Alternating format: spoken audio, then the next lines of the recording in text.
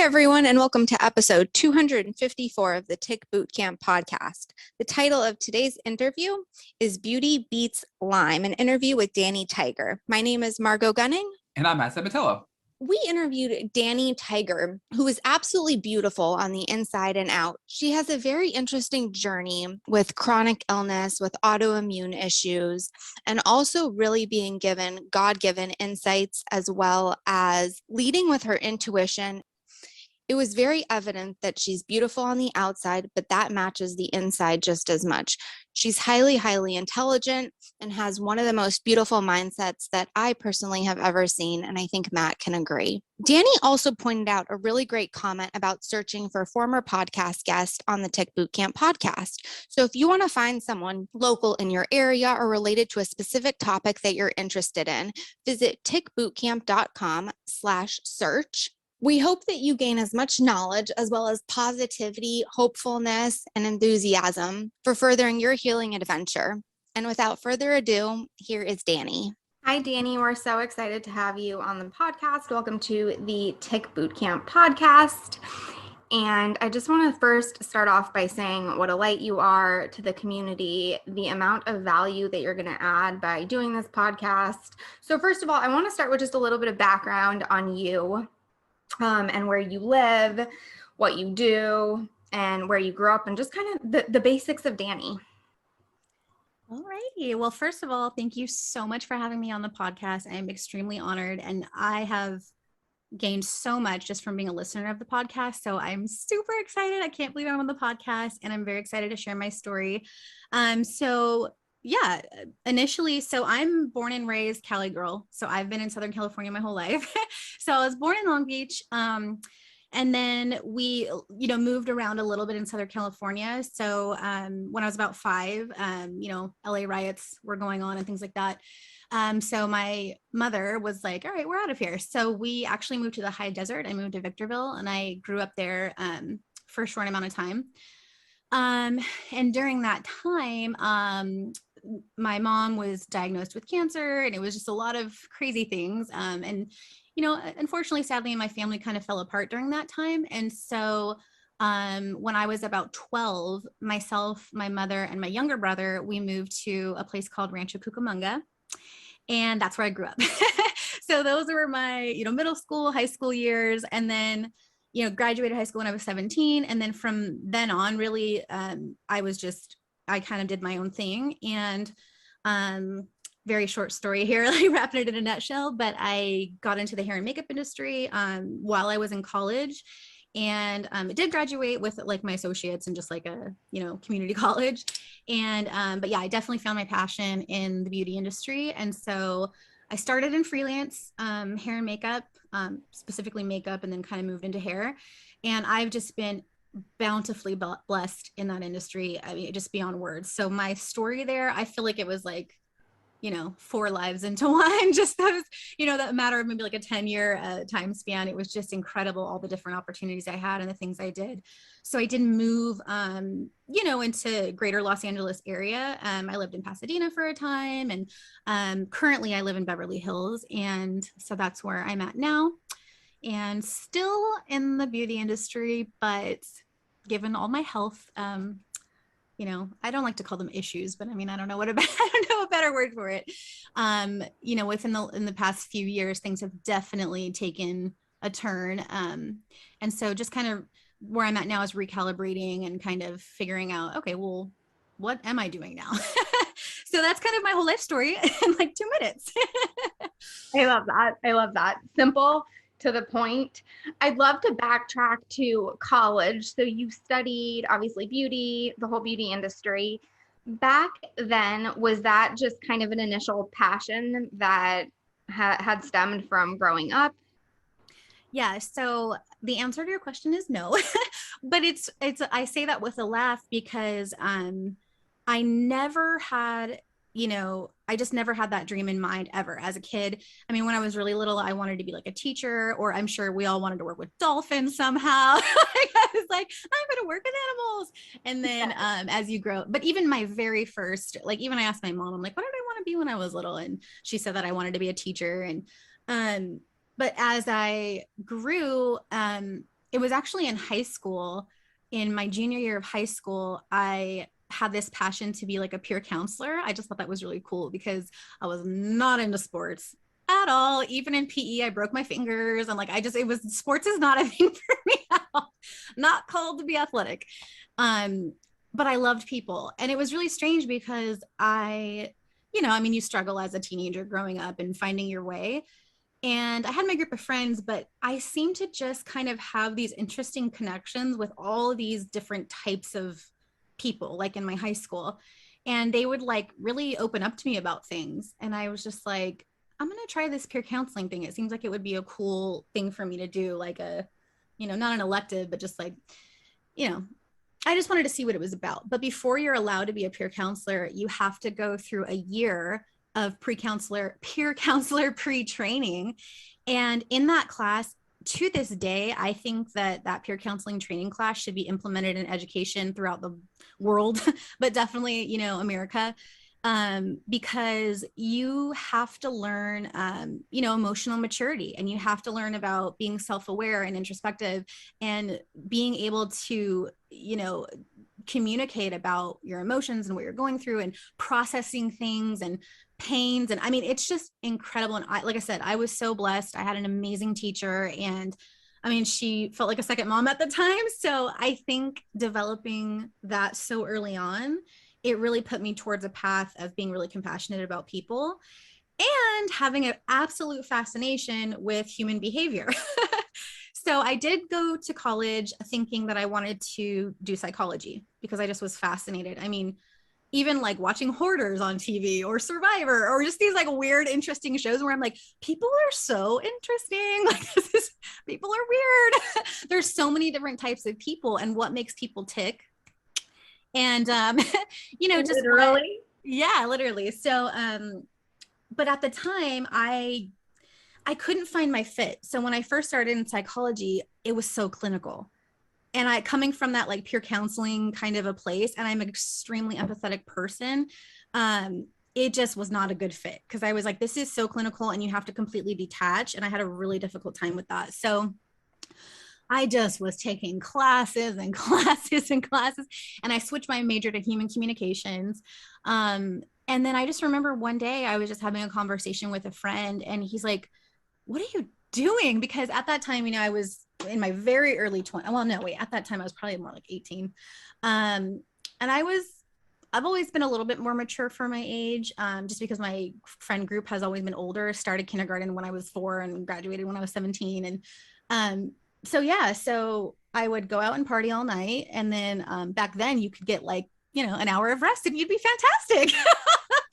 So I would do that. And I remember we would all be partying and I'd be like, okay, guys, like I gotta go. I got school tomorrow. And he was just like, what is your deal? Like you're in school like all the time. And I'm like, I just don't know what I want to do. I know I want to help people, but I can't figure out like, what's the avenue to get there. So long story short, but we just had a conversation, and he just a lot of back and forth, and he kind of pulled it out of me. And he was a hairdresser at the time. And he's like, okay, so you like, doing makeup and you like doing on your friends hair. Like, have you ever considered doing, having that as a career? And at the time I'm like, that's not a real job, And he's like, really? Because that's my job. And so, anyways, he became a mentor, and they actually had a makeup class, like theatrical makeup class at my college. And so going into that class, my instructor really took me under her wing and mentored me. And I was basically like her apprentice. And the second I squirted fake blood on a special effects car scene, I was like, this is awesome. I can't believe this is a real job. This is so cool. I want to do this for the rest of my life. Like, this is awesome. And so, back then those were the MySpace days. I'm aging myself. Yes. So I just kind of dubbed myself a makeup artist. And like I said, God has had his hand in it the whole time. So a lot of amazing opportunities came my way, and it was such an organic fit. But earlier when I said it, I laugh at the thought of me never dreaming to do hair. It's quite ironic because I'm actually a 4th generation hairdresser. So my great grandfather was a barber, and to this day he still has his pompadour, and that's his thing. And, my grandmothers, one went to cosmetology school, one did incredible, updos in like the 60s and stuff with her girlfriends. And she's always styled hair. Even my uncle went to cosmetology school for a time. My mom worked at a makeup counter, and I never had those conversations and I never considered it, but it's just hindsight looking back. I'm like, okay, it's in my blood. So that makes sense. But I'm the only one in my family that's pursued it, and, just been blessed to be really successful with that journey. So, yeah. And I think it's just that element of making connections with people. And when people come to see me for their hair, just that vulnerability that exists there, and just building on those relationships and having the opportunity to build someone up, physically, but also just with the kind of communications that we have and stuff. So it's all gone hand in hand. So at the end of the day, I'm absolutely living my dream. I just didn't know it was my dream at the time.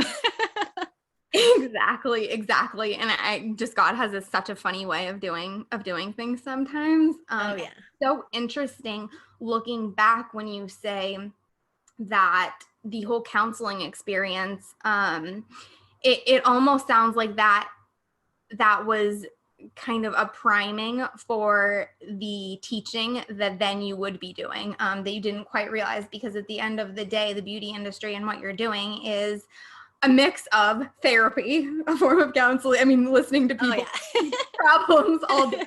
Hair therapists, that's what they call it. Literally. And then also a form of teaching, because what you do is really, really highly educational. Yeah. And actually later on in my journey, I don't want to get too much into that, but I did become an educator for a major hair brand, and, moving from there into more of platform artistry at hair shows, on stage, doing hair, educating about tools, and then becoming sort of like a mentor myself to other, up and coming students or other people. And then, you sort of gravitate towards those people that are, a little bit more like determined or ambitious and want to, give back when you kind of get to that point in your career. And then what eventually led me to be more of like a beauty industry executive, and being what we would consider like an artist manager. So me having a background of being a professional hair and makeup artist within the freelance setting, meaning the entertainment industry. So film, set work, TV. I worked at CNN as a hair and makeup artist for many years. So just having that experience in that realm of things, and then also working behind the chair as well. And, having those one-on-one connections with clients and things like that. Having all of that experience combined, and then working with people like my significant other, who is, he works for L'Oreal and this huge global brand. And it's where those two worlds collide, of being an artist and then having to have, a functioning business mentality. Those things going hand in hand, they're somewhat difficult. So when I actually first started getting sick, at that time, obviously I had no idea what was going on. I just knew my normal life of, I always used to say my calendar, when I looked at my planner, if you look at last month, every single day is filled. If you look at this month, it's sporadically filled. If you look at next month, there's nothing, maybe one thing. And that's the life that I was living as a freelance artist. And I loved it. It was it was just a perfect fit for me. But then becoming sick, that did not work out very well. It was really difficult to have that unpredictability of my schedule, coupled with the unpredictability of my symptoms. So I transitioned into being an artist manager, where I would help, my significant other and his partner managing their touring schedules, or, their podcasting schedules, or whatever they had going on, client schedules. So I could just kind of use the knowledge that I had and apply it in a completely different manner that worked for the time. So yeah, my story is a little bit all over the place. I needed to draw you a map because it's a crazy ride. But yeah, it's just interesting to see how things have intertwined in terms of my dreams and my goals that I initially had, and then where, being sick kind of, found its way into my life, and how I've attempted to manage that when it came to my career, basically. Yes. And it's really interesting to hear about, and I'm so sorry for your mom's cancer diagnosis. And we hear a lot, especially in this community, I feel like, of parents that were unwell as their kids, as they were having children growing up. And there's, I think, a lot of trauma studies kind of being done with that. But I think it's just really interesting, the correlation, and then all of this kind of priming and teaching for now what you're experiencing, because I don't think without any of the mindset work that you had previously that you would be able to conquer this illness. I really don't, because I think this illness is so much in the beginning, a lot of times, especially with chronic illness, especially once Lyme has gone chronic, it is that, you know, survival kind of mentality. But then it starts to kick into the aspect of, okay, I need to heal myself, and a lot of this has to do with mindset. So I think your mindset is absolutely beautiful and only will aid and help in further your healing. As far as, let's dive into a little bit of when you first got sick, timeline wise. When do you think that was? And then kind of what were your first symptoms to pop up to make you go, okay, something is not right here, and I probably need to slow down my calendar? Oh boy, where do we begin? Right. Well, I was born and I was sick. No, I'm just kidding.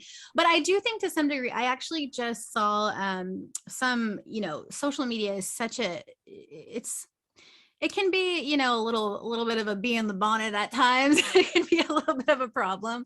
But for the most part, if you know how to use it as a tool, I think, which is something that I've learned over probably the past couple years, it's incredibly helpful. It's an incredibly helpful tool, you know, just like YouTube or Instagram Reels or all these different things where you can find these amazing resources. So this somebody on my Instagram DM'd me and sent me a video. Hey, I know you have Lyme and I came across this. I don't know if you did. I just thought of you and here's this video.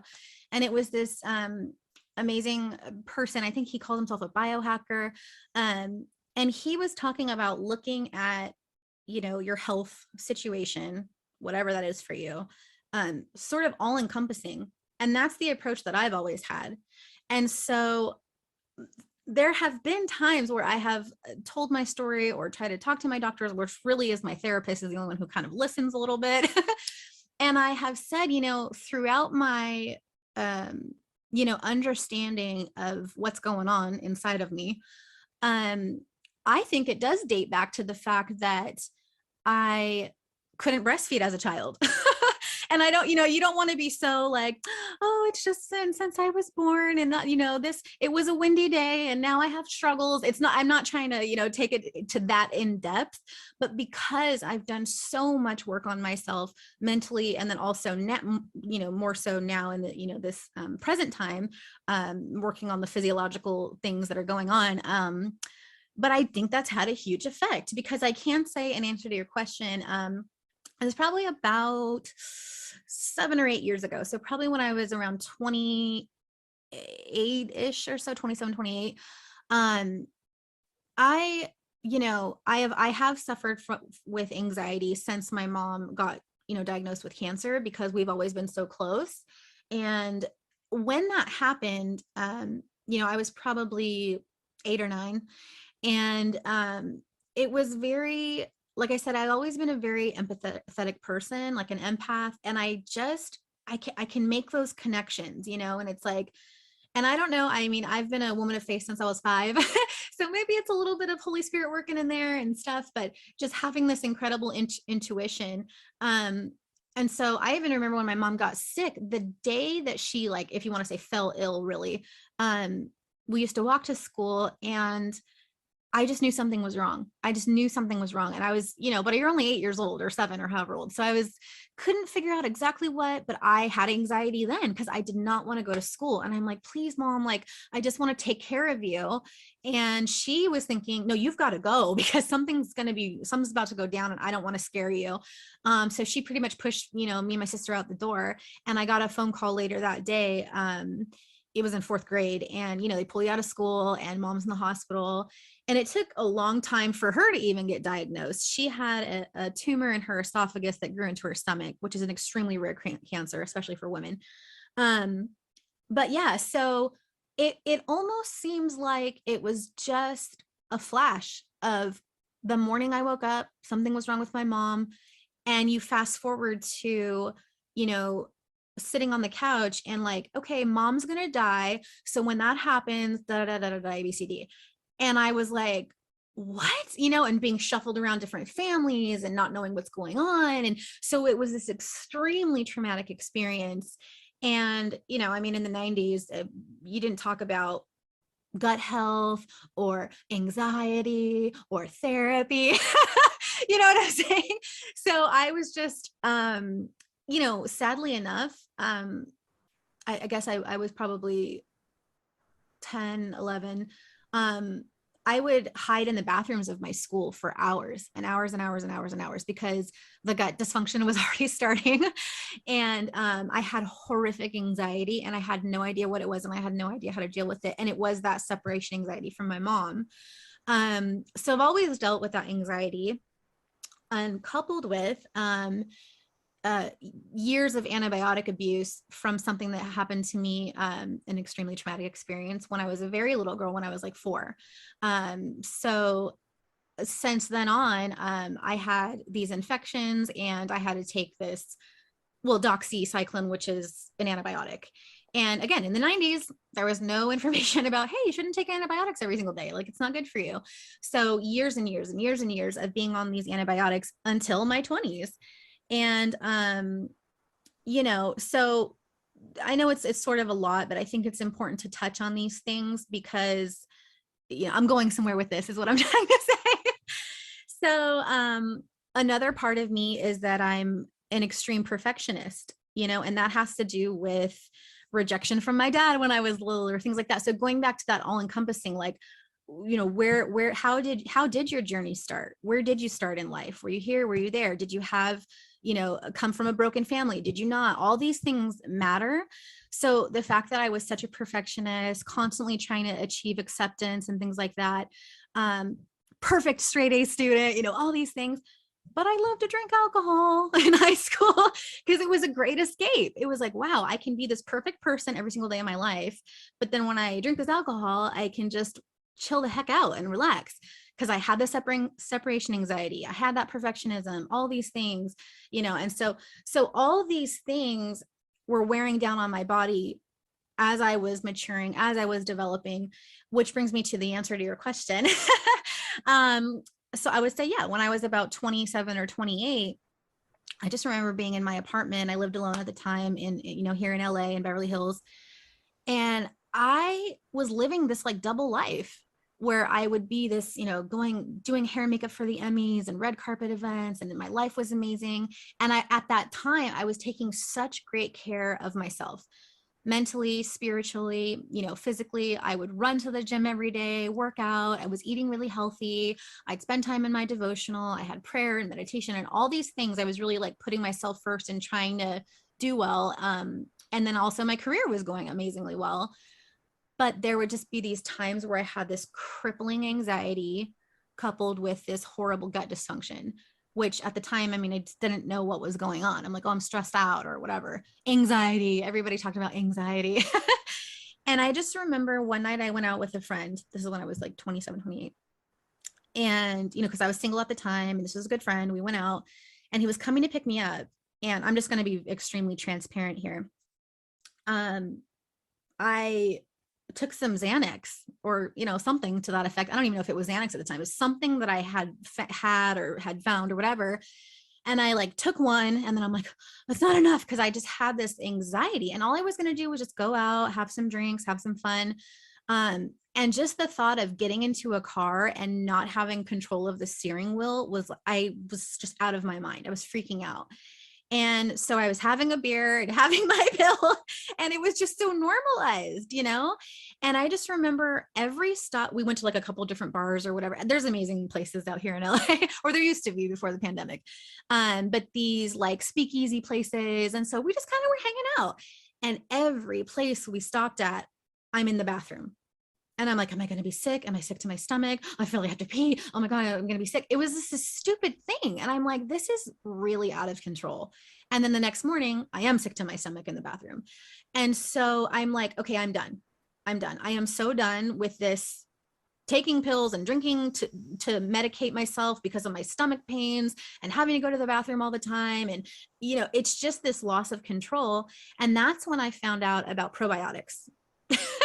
So that was, maybe 7 or 8 years ago that I found out about probiotics. I had no idea. My sister was the first one to introduce me to a healthy lifestyle.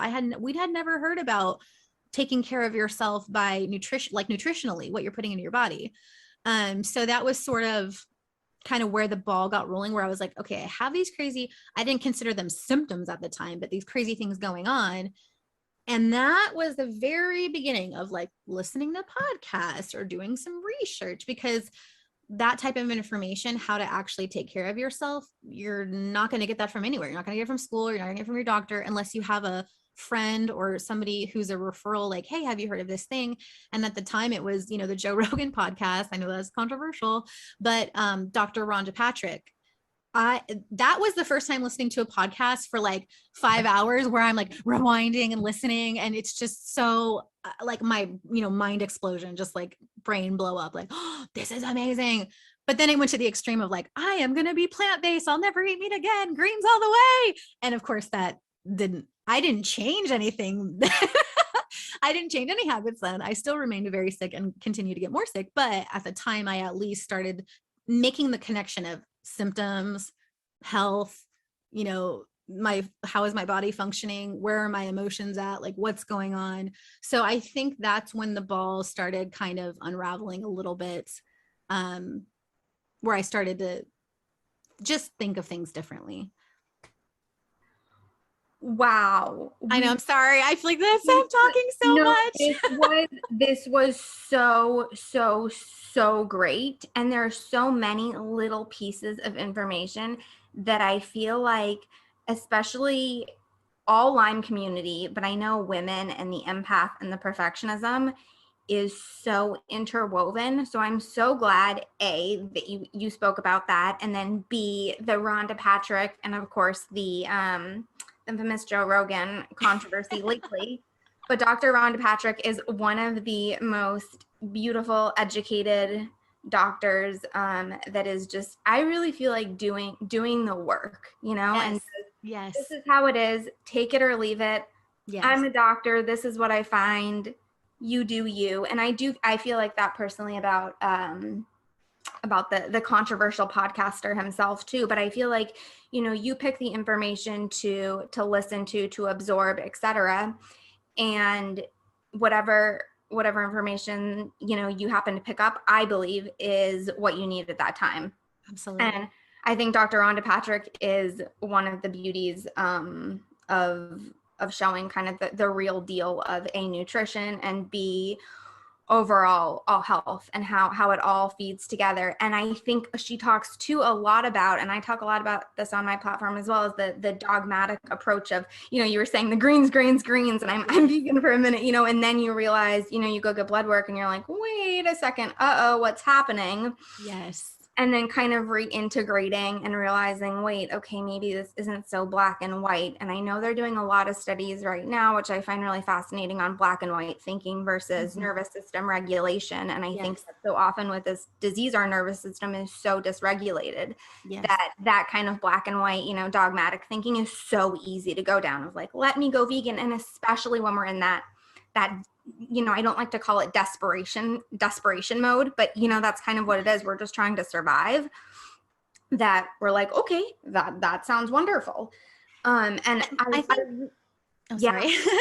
I think that's kind of why I feel embarrassed that I'm trying to touch on all these things of childhood and this and that and growing up and teenage and young adult and young 20s and alcohol and breast milk and all these crazy things. But I know a lot, even when you guys discuss Lyme, it's just so personal. Everybody's Lyme journey is so personal. And it's based on, where you're starting in life, where you're coming from, and your story. And I think that's probably why you initially asked me, like, oh, a little bit of your background. And I think I took it a little too far, but that's sort of the reason, is because whether you're looking solely at, Lyme, or if you're looking at just like your health in general. I mean, all those things are so impactful: mental, emotional, physical, all of those things. And so that leads you to your path of healing. It's always going to be different.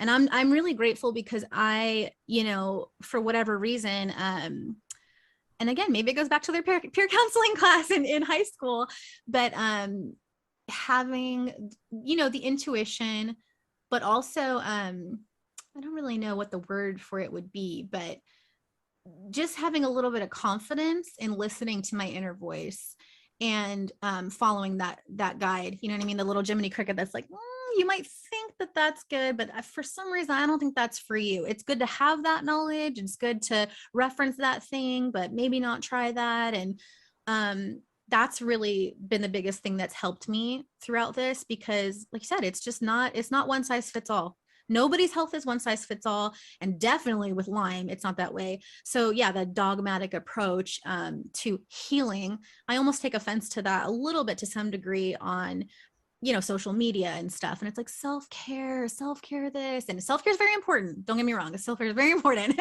Or the same thing, like you're saying, the dogmatic sense of dieting or all these different things. And that's one of the things I loved about Dr. Rhonda Patrick, is because when she initially, I don't know that much about her because it's been a few years. I can't even remember. But her, I believe her initial study was the aging effects on DNA, or something to that degree. Yes, and along the to autophagy, spot on. Right. And so along the way, her mind was sort of open to the effects of nutrition and exercise on the body and how massively that impacts what's going on. And so for me to start there, to come full circle, before we were talking on the podcast, I was actually listening to the 2 Alpha Gals. And even Margot, what you posted last night on Instagram, something about histamines and stuff.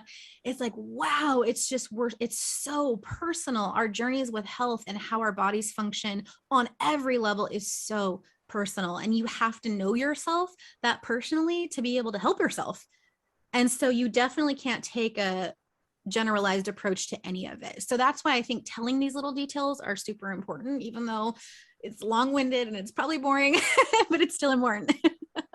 I think it's so, so, so important. And I'm so glad that you're sharing all of this, because all of these add up.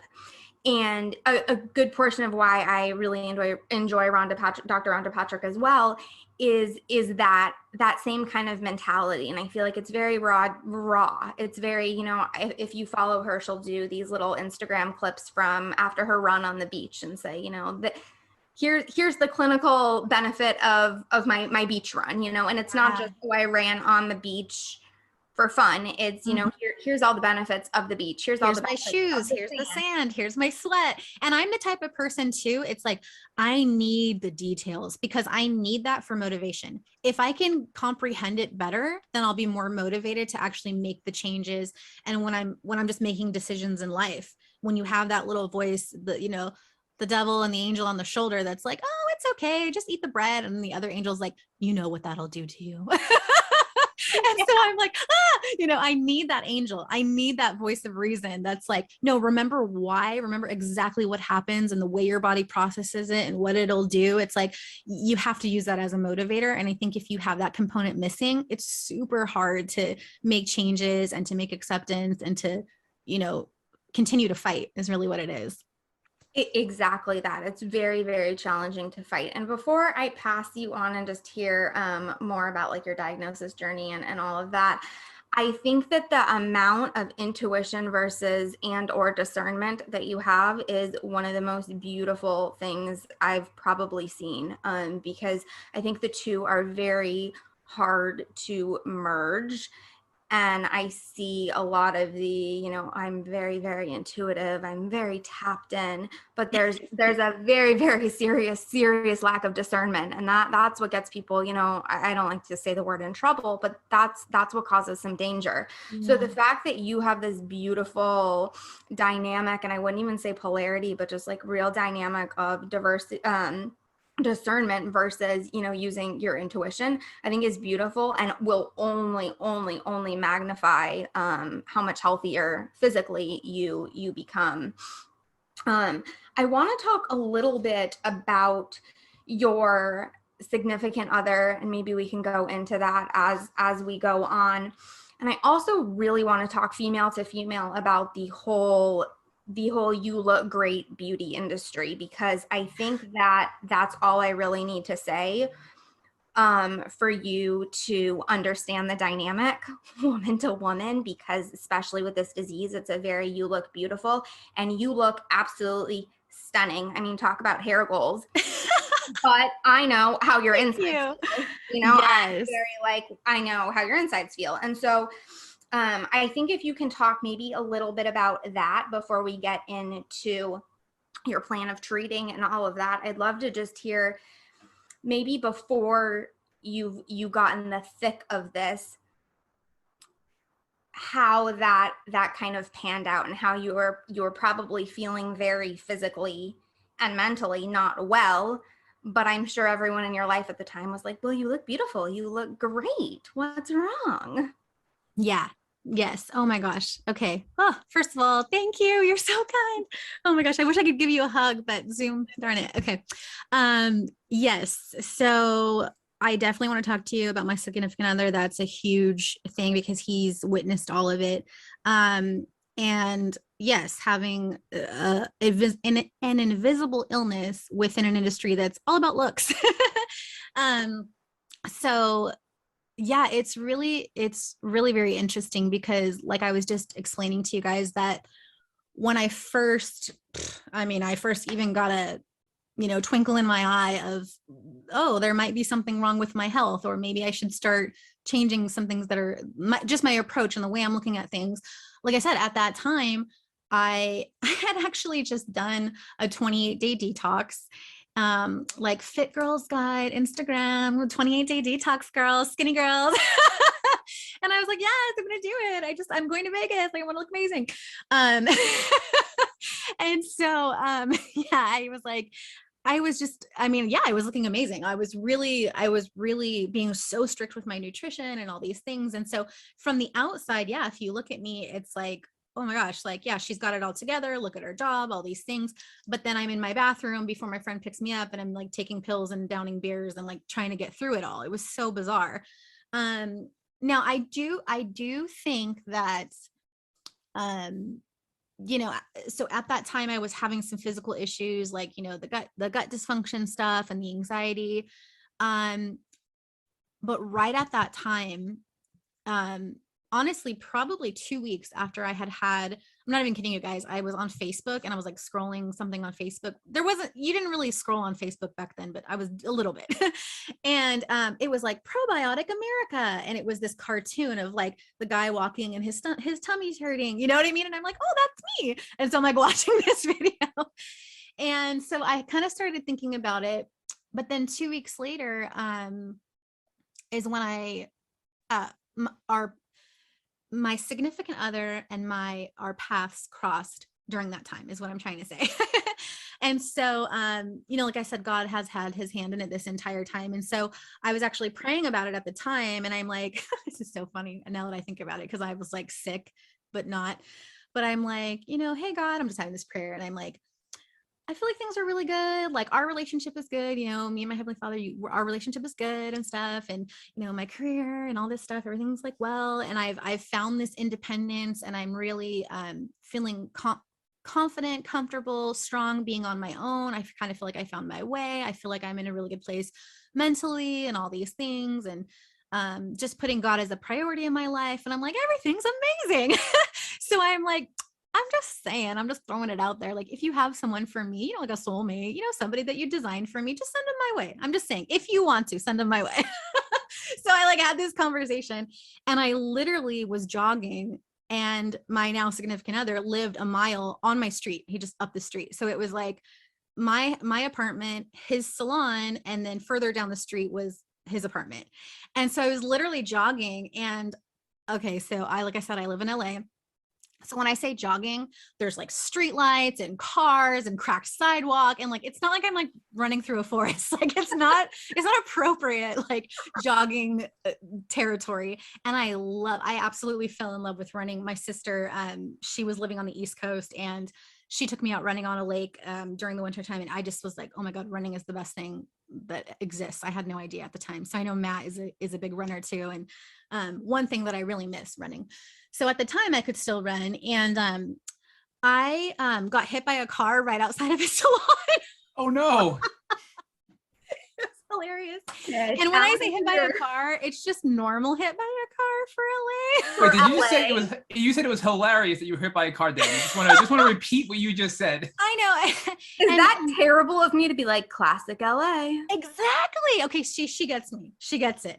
So when I say hit by a car, I mean, that's a terrible thing. If anyone's ever experienced that, I mean, my gosh, I can't imagine.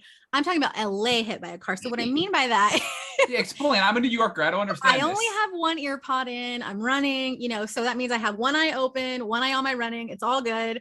And I'm, you have to be a defensive runner in LA. So I'm running down the street, the sidewalk, and I see, okay, I'm going to come to cross the street, but the light turns red and the little walk guide pops up. So I'm like, it's all good. I don't have to stop because you have to stop every block. So I'm like, I don't have to stop. I can keep running. I'm running, looking both ways, all good.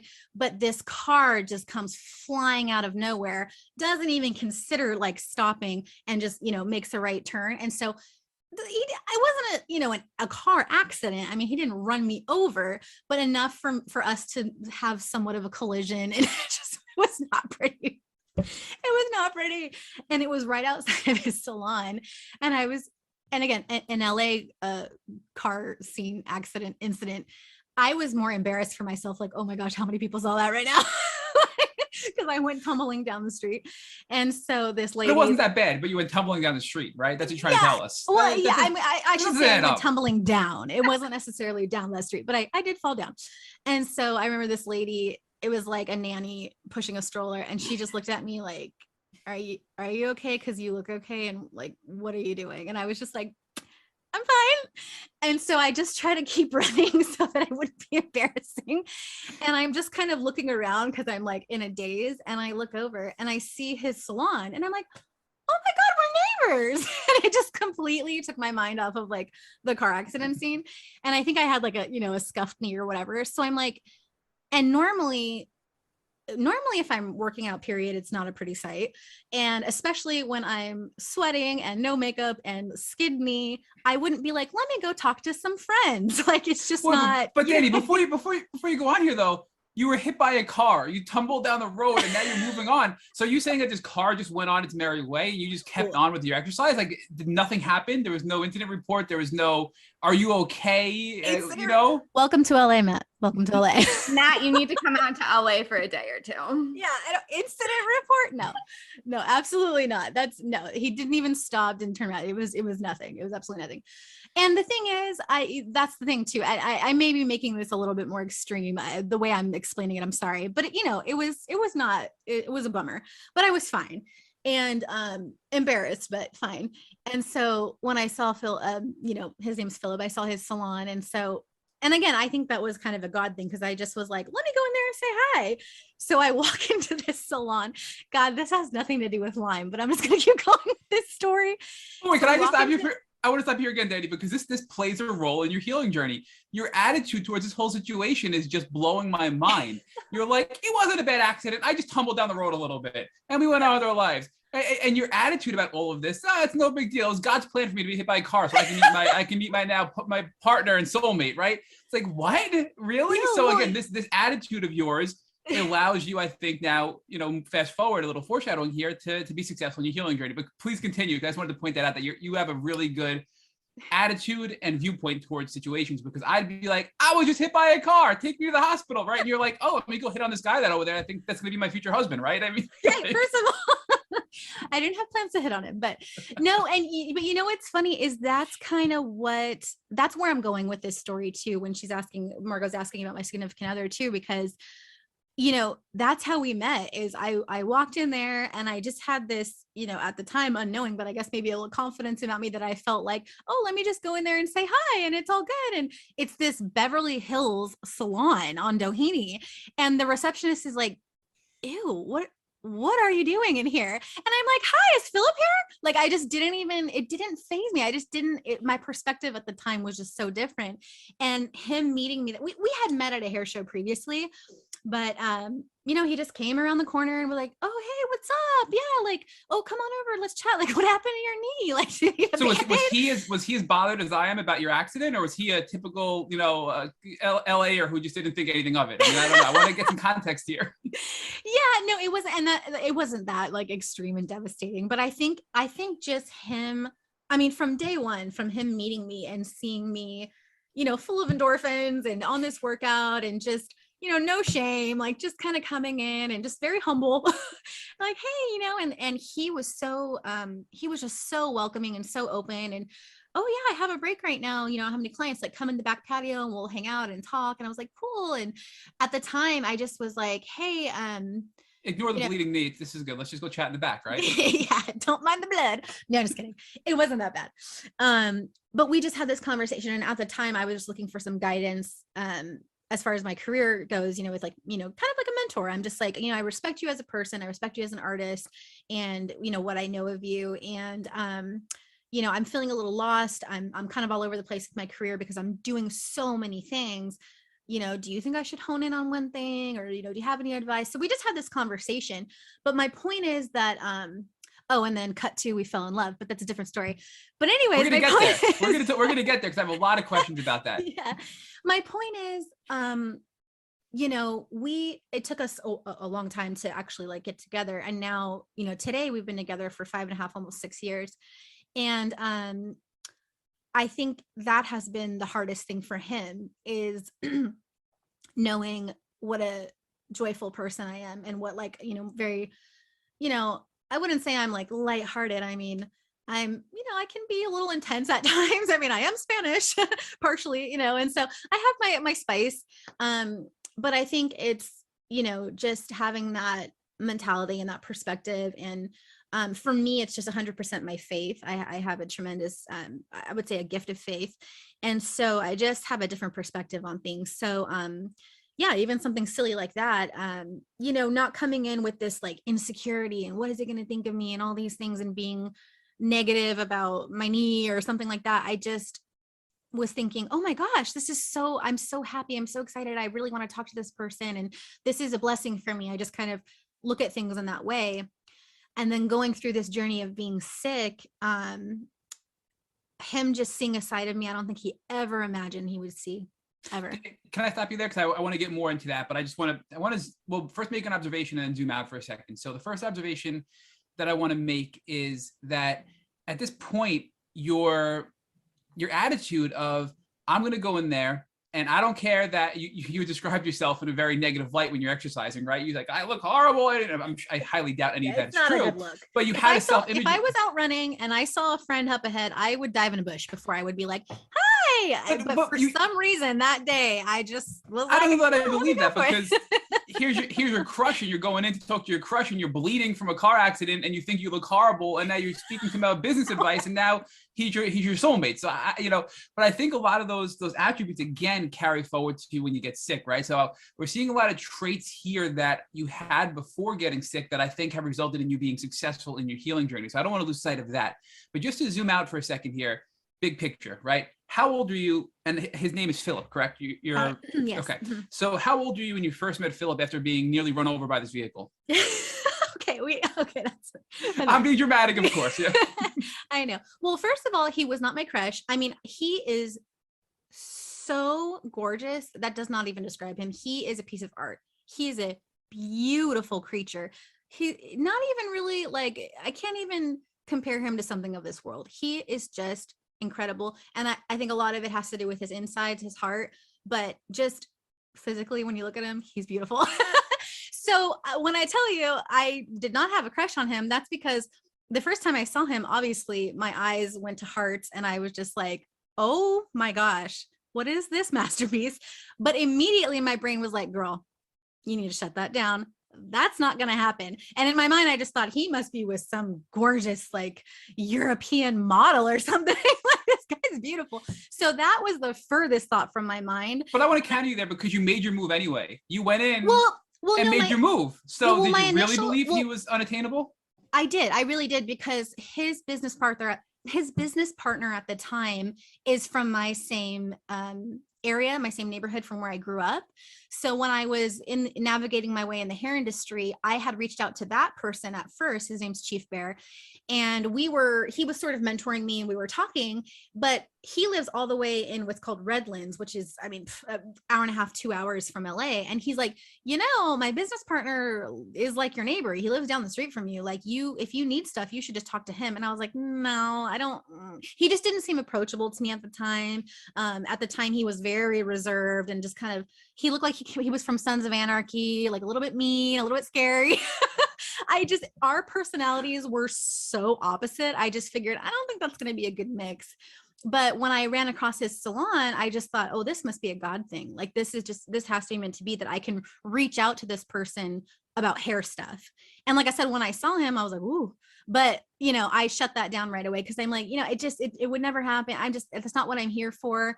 And so we really built a basis of a genuine friendship. And I think the fact that I was not trying to impress him and any thought of being with him was completely out of my head, I was really just raw and honest, and I wasn't trying to impress him at all. So we would talk about things that if you were trying to get someone like you probably wouldn't talk about those things because. But those are the deepest relationships, right? Those are the truest, deepest relationships that you now formed with your partner, right?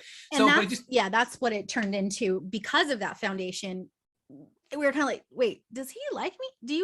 Does she like me? We did a back and forth, like, no, like, do we like each other? And so it developed into something, I think, obviously there's an attraction between us, but because that friendship that bond was so strong in the beginning, laying out that foundation has been such a blessing. And that's why I say it was very divine from God, because I don't think I could have done that on my own if I tried, but the way that it developed, that's why we're together now. And I think that's been what has held us together, even going through a chronic illness. It's because we have such a strong bond in the beginning that wasn't affected by romance and all these other things. Let's get there in a little bit about how your relationship sustained your illness, right? So I think I'm just seeing all these, interviewing over 250 people, we have all these patterns and traits that people have which lead to success in a Lyme journey. So your faith allowed you to have courage to go speak to your now soulmate, right? And your faith, I'm sure, drove a lot of your healing journey as well. So I feel like your faith played a really important role in your healing journey. And we're going to get to that. But just again, so I want to zoom out and get a time context here. So how old were you when you first met Philip, when you were hit by that car? So that was the interesting thing. Like I was talking to Margot about when I had come across that probiotic video, and I was in a space where I was doing a 28-day detox, which is really just a clean way of eating and working out. And healthy in multiple areas of my life, but still had some weird things going on. And then I met Philip 2 weeks later. So at that point I was 27 or 28. 27, 28. But I also want to, just again, zooming out and look at the timeline here, you and Margot were talking about some things, and I couldn't help but wonder, and obviously this is something that you probably have thought about, but we could probably never definitively approve. When you went through this trauma of your mom being told at 8 years old that your mom's going to die, and you developed this anxiety, and then you had this gut dysfunction, and then you went on and you started leaning on alcohol to be able to get some relief. Do you think that possibly you were harboring a tick-borne infection or Lyme disease prior to that? Because we do know that physical and emotional trauma will bring out dormant Lyme disease, and you were a young, healthy child possibly that then, when you went through this emotional experience, allowed Lyme to become more active and make you sick. Do you think it's a possibility, or do you think I'm off with my guess that you possibly were infected with Lyme much younger than 27, 28 when you started to get these, revelations and developing symptoms? Yeah, so that's a great question. I think that, well, first of all, I think that probably when I started to develop things with Philip, I think I had a lot of endorphins. I mean, it was an incredible, extremely healthy and wonderful romance. Like, not to say that we didn't, go through things, and he's a very mature person. So the way that things developed was extremely healthy. And, I even having abandonment issues as a kid and stuff, it's like having someone who I can feel safe around and things like that. That was huge. That was absolutely huge on my heart and my emotions and my mentality. And it even brought me to a place where I finally felt safe to actually do healing work, emotionally and, with my heart, basically.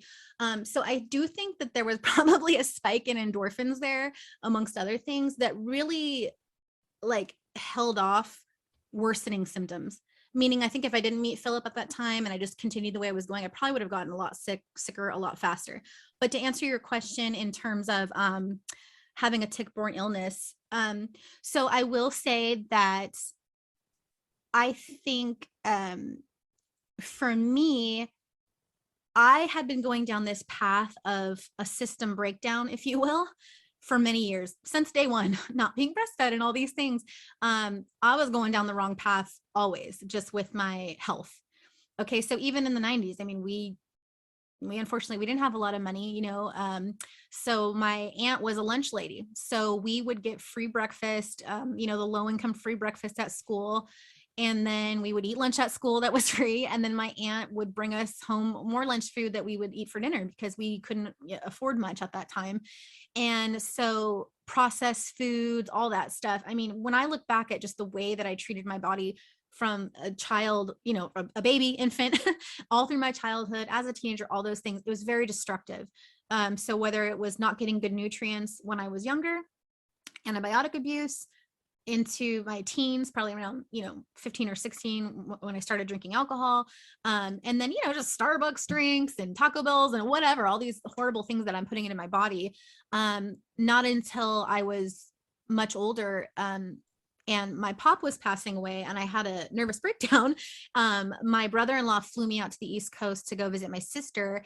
And at that time, she had her newborn who was lactose intolerant. So she was really strict about her health, and she would make smoothies and she would cook things differently. And she would eat things, just being really wise about what she put into her body, because she was breastfeeding her daughter and didn't want to make her daughter sick. And at that time, she had fallen in love with running. And so I think her seeing me mentally not being in a good place, she's like, okay, sister, like, try these smoothies or come running with me, because all these things are really going to help, with the effects that are going on, whatever, mentally or physically, anything that's going wrong. So all that to say, I think it's been a journey of destructing my body over many, many years. So that's always been a downhill decline.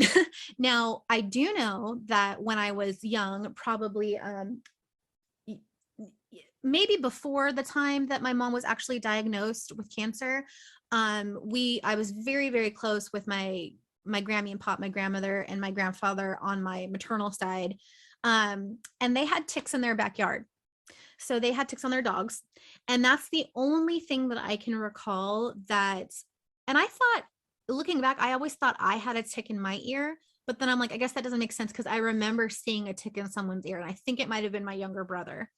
But I know I probably had a tick, and the dogs had ticks, not like, they were infected or anything like that, but, once in a while, they had two boxers, and they live in a place called La Mirada, California, whatever, basically, Southern California, maybe an hour. I thought there weren't ticks in California, Dani. So I'm confused. Exactly. Which is funny, because I'm born and raised Cali girl. And other than the time I spent with my sister, which was in the winter time, Baltimore, Maryland, we were bundled up to where we couldn't even breathe. So I may have gotten a tick, but I highly, highly doubt it, because I had so many layers on. I can't even imagine, but I guess technically it's possible. But I do remember ticks being around when I was younger at my Grammy and Pop's house. And I also remember one other time later in my life, in my very early 20s, going camping with a friend in like Big Bear area, Big Bear Lake area. And I got a horrific spider bite on my butt, which was super awesome. Because I just remember, like, I had a nice butt and now I have this horrible scar. So I don't even remember the details of that story. But all that to say, I think that despite such a, unhealthy lifestyle from birth, God's blessed me with immense strength, mentally, emotionally, physically. So I think that, I never got any kind of initial reaction, and I never had any symptoms from, tick-borne illness until, I would say, probably later, when other stress factors came in to where my body just got to the point where it was so broken down. And I will tell you shortly, I mean, briefly, that thyroid disease runs in my family. And when the late stage chronic Lyme flared up in my life was when I was diagnosed with a thyroid. So at that point, my body was just so overrun with stress, anxiety, a lifetime of, unhealthy, just lifestyle in general, all these things. And when the thyroid hit, that was it. It shut me down. It triggered the late stage chronic Lyme. And I was just debilitated at that point. So looking back, yes, there were ticks around. Don't think it had an effect that much because I was already living an unhealthy lifestyle. But it didn't have an effect that much then.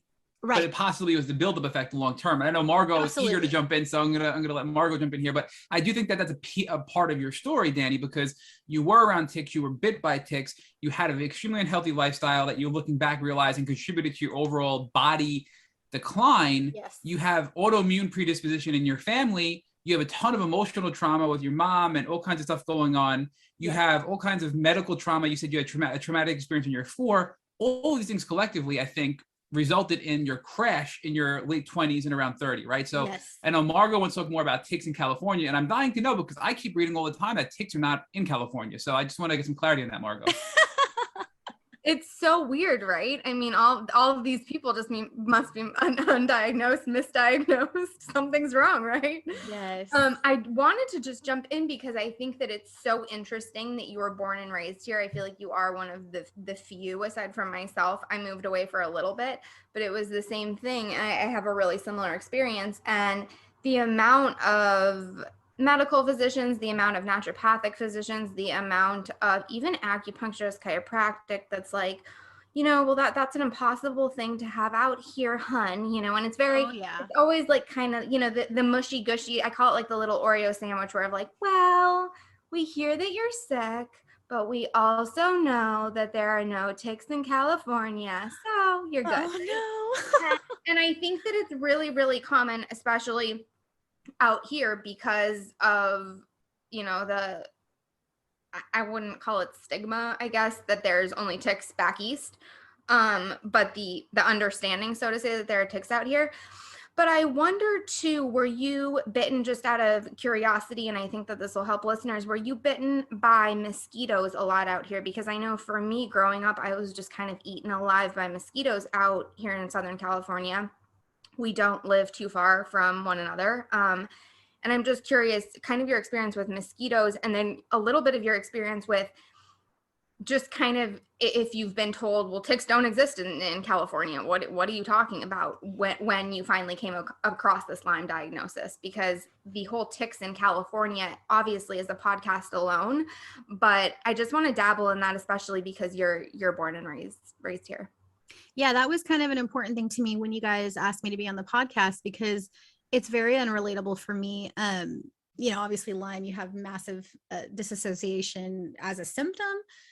You have it as just a part of the Lyme community. You feel so alone, which is so silly because we're on this podcast about Lyme, but we've all been there in those places where we felt that way. And then even within that, like, say, even on this podcast, and I unfortunately haven't been able to listen to all of the episodes, but it's just extremely rare. It just seems like once someone starts telling their story, like, oh, I'm from this place on the East Coast or this place on the East Coast, or even, Middle America, I'm like, where are the Cali people? We're here. I know we're here. And I've heard San Diego, but just, in LA. I am born and raised like in LA, basically, like, you know what I mean? Long Beach, in this area. I mean, I have not gone far living. And so it's just like, yes, it's here. And I think for me, because I was so close with my Grammy and Pop, and I spent so much time with them, and my Pop and I were extremely close too. He's passed now, but I just remember like burning a tick or whatever with the match and the dog, and just being young. And I'm like, oh my gosh, like, it's crazy. And so to me, I'm like, there's ticks in California because the dogs had them. Like, how is that not a thing? I was like, okay, maybe they're not prevalent. We don't have, I don't know. I guess when you think of West Coast, you don't think of the type of territory where ticks would, flourish.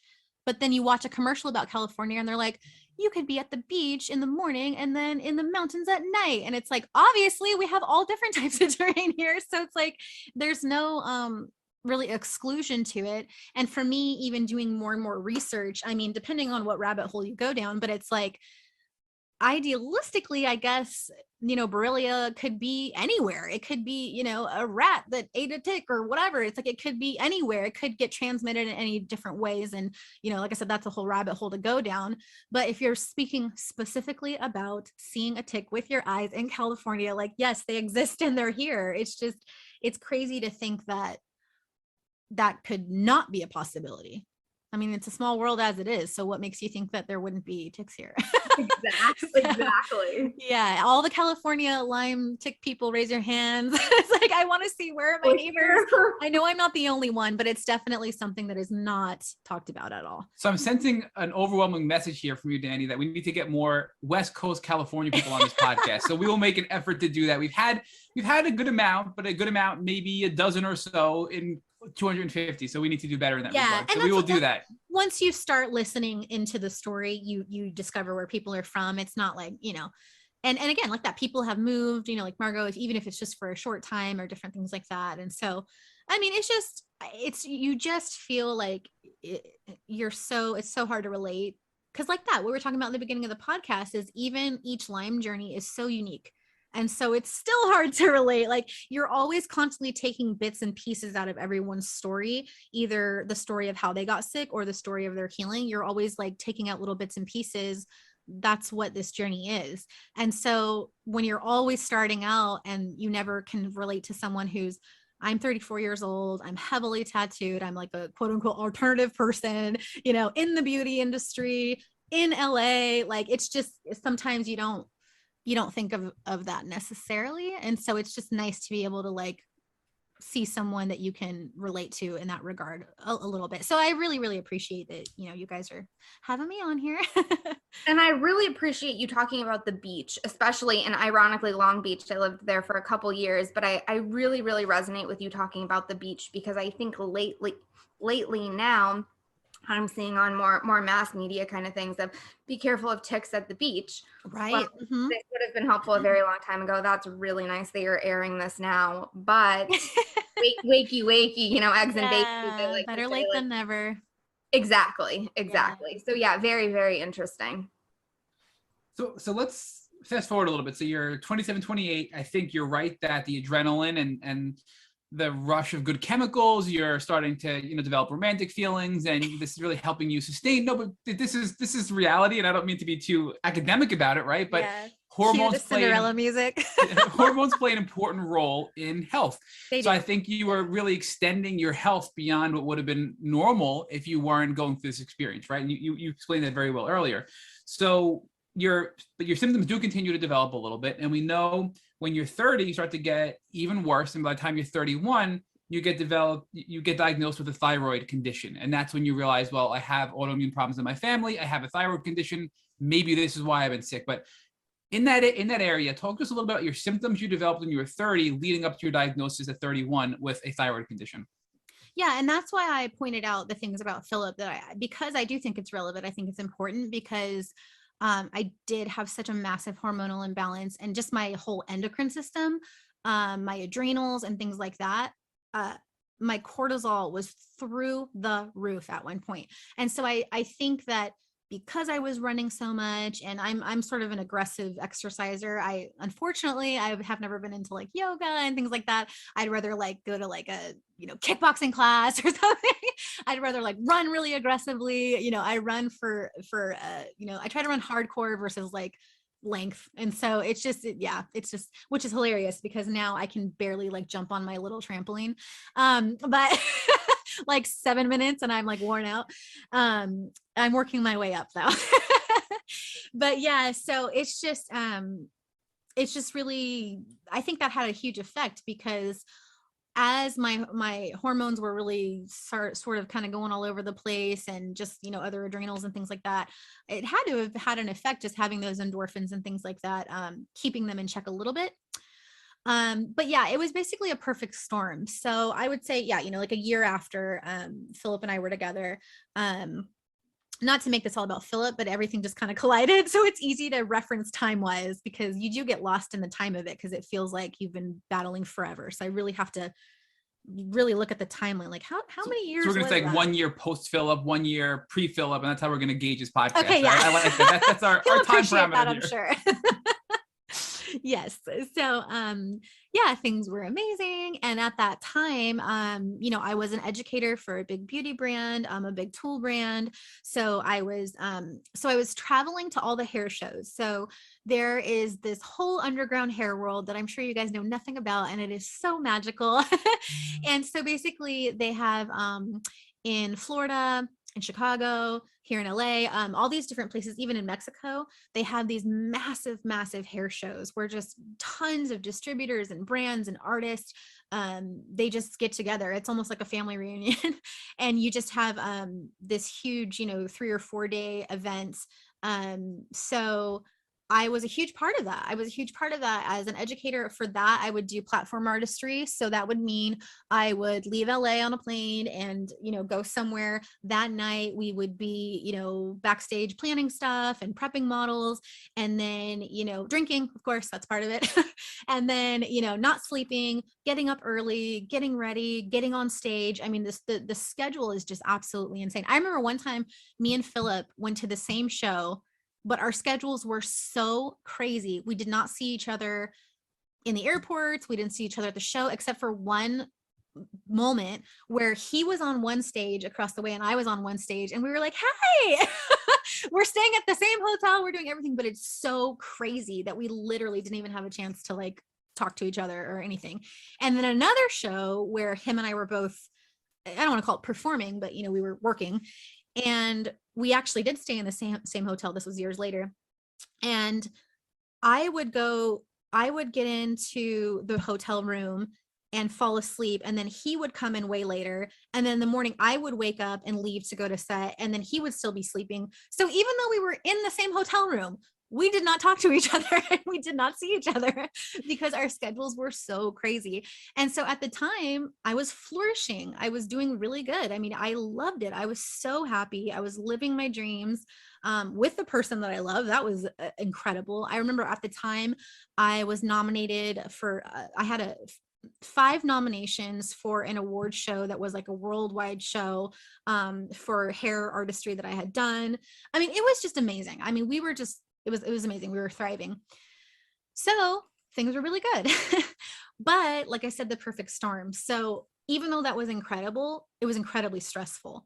And then again, not eating or eating really bad, drinking alcohol, not drinking enough water, not getting enough sleep, traveling. I mean, just it was just a very unhealthy lifestyle. And which is ironic, like what Margot was saying, speaking to the beauty industry, because again, you look amazing. You're living the dream. What are you complaining about?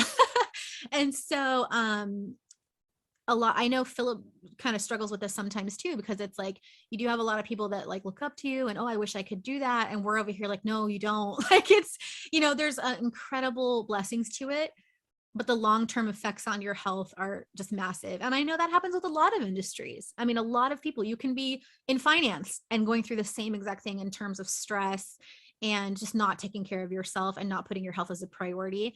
And you kind of have this window where you want to take advantage of the success in your business, but to what degree, are you going to sacrifice your health for that? So I think I really went full throttle with that. And I remember I was teaching at a cosmetology school in Texas, and I was going straight from there to that hair award show. And I just stopped eating because I felt so sick that I was like, well, I don't want to get sick. I don't want to have the anxiety of getting sick when I'm traveling. So I just pretty much didn't eat. And I probably dropped maybe 15, 20 pounds at that time. But yeah, so it was right after that when we came home, and I just was not feeling good at all. And so, what do you mean? But Dani, give us a little more detail. When you say you weren't feeling good at all, what were your symptoms? So what was off? Was it physical, emotional, both? Yeah. So it was, it was both. It was both. And I try to, it's hard to try to piece together the timeline, but I know at that point, I'm like, okay, things are really bad. Like something is not right with me health-wise, and I'm not really quite sure what it is, because again, I was masking with alcohol because I don't know what's wrong. which is giving me anxiety because all I do is think about what's wrong with me and I don't know. And so it's this. But Dani, were you seeing, so this, when did this start?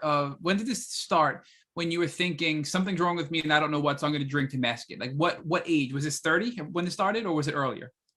Yeah, late 20s. Late 20s, okay. Early 30s. Yeah. Did you ever go to the doctor, or were you just masking with alcohol and saying, Absolutely. you know what, I'll get better? Absolutely. So that's what I mean is like, okay, something's not right. And I had that realization of like, wow, I'm really medicating heavily with alcohol because look, I got to get on this plane. I have to get on this bus with all these hair artists. I can't not get on it. You know what I mean? I don't have another option, but my stomach is like, run to the bathroom, run. And I'm like, I can't run. I have to get on this bus. And when I run to the bathroom and sit on the toilet, nothing's happening anyways.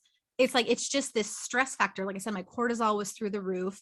And so I think I'm going crazy in my mind because I'm like, I'm not eating. I still feel sick. I have this massive anxiety. And I'm being pulled two different directions.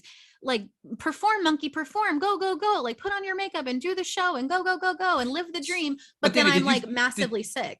Did you think that, so you said you thought you were crazy. Did you think that your emotional issues were causing your physical issues and therefore you didn't seek medical guidance, or were you seeking medical guidance as well at this time?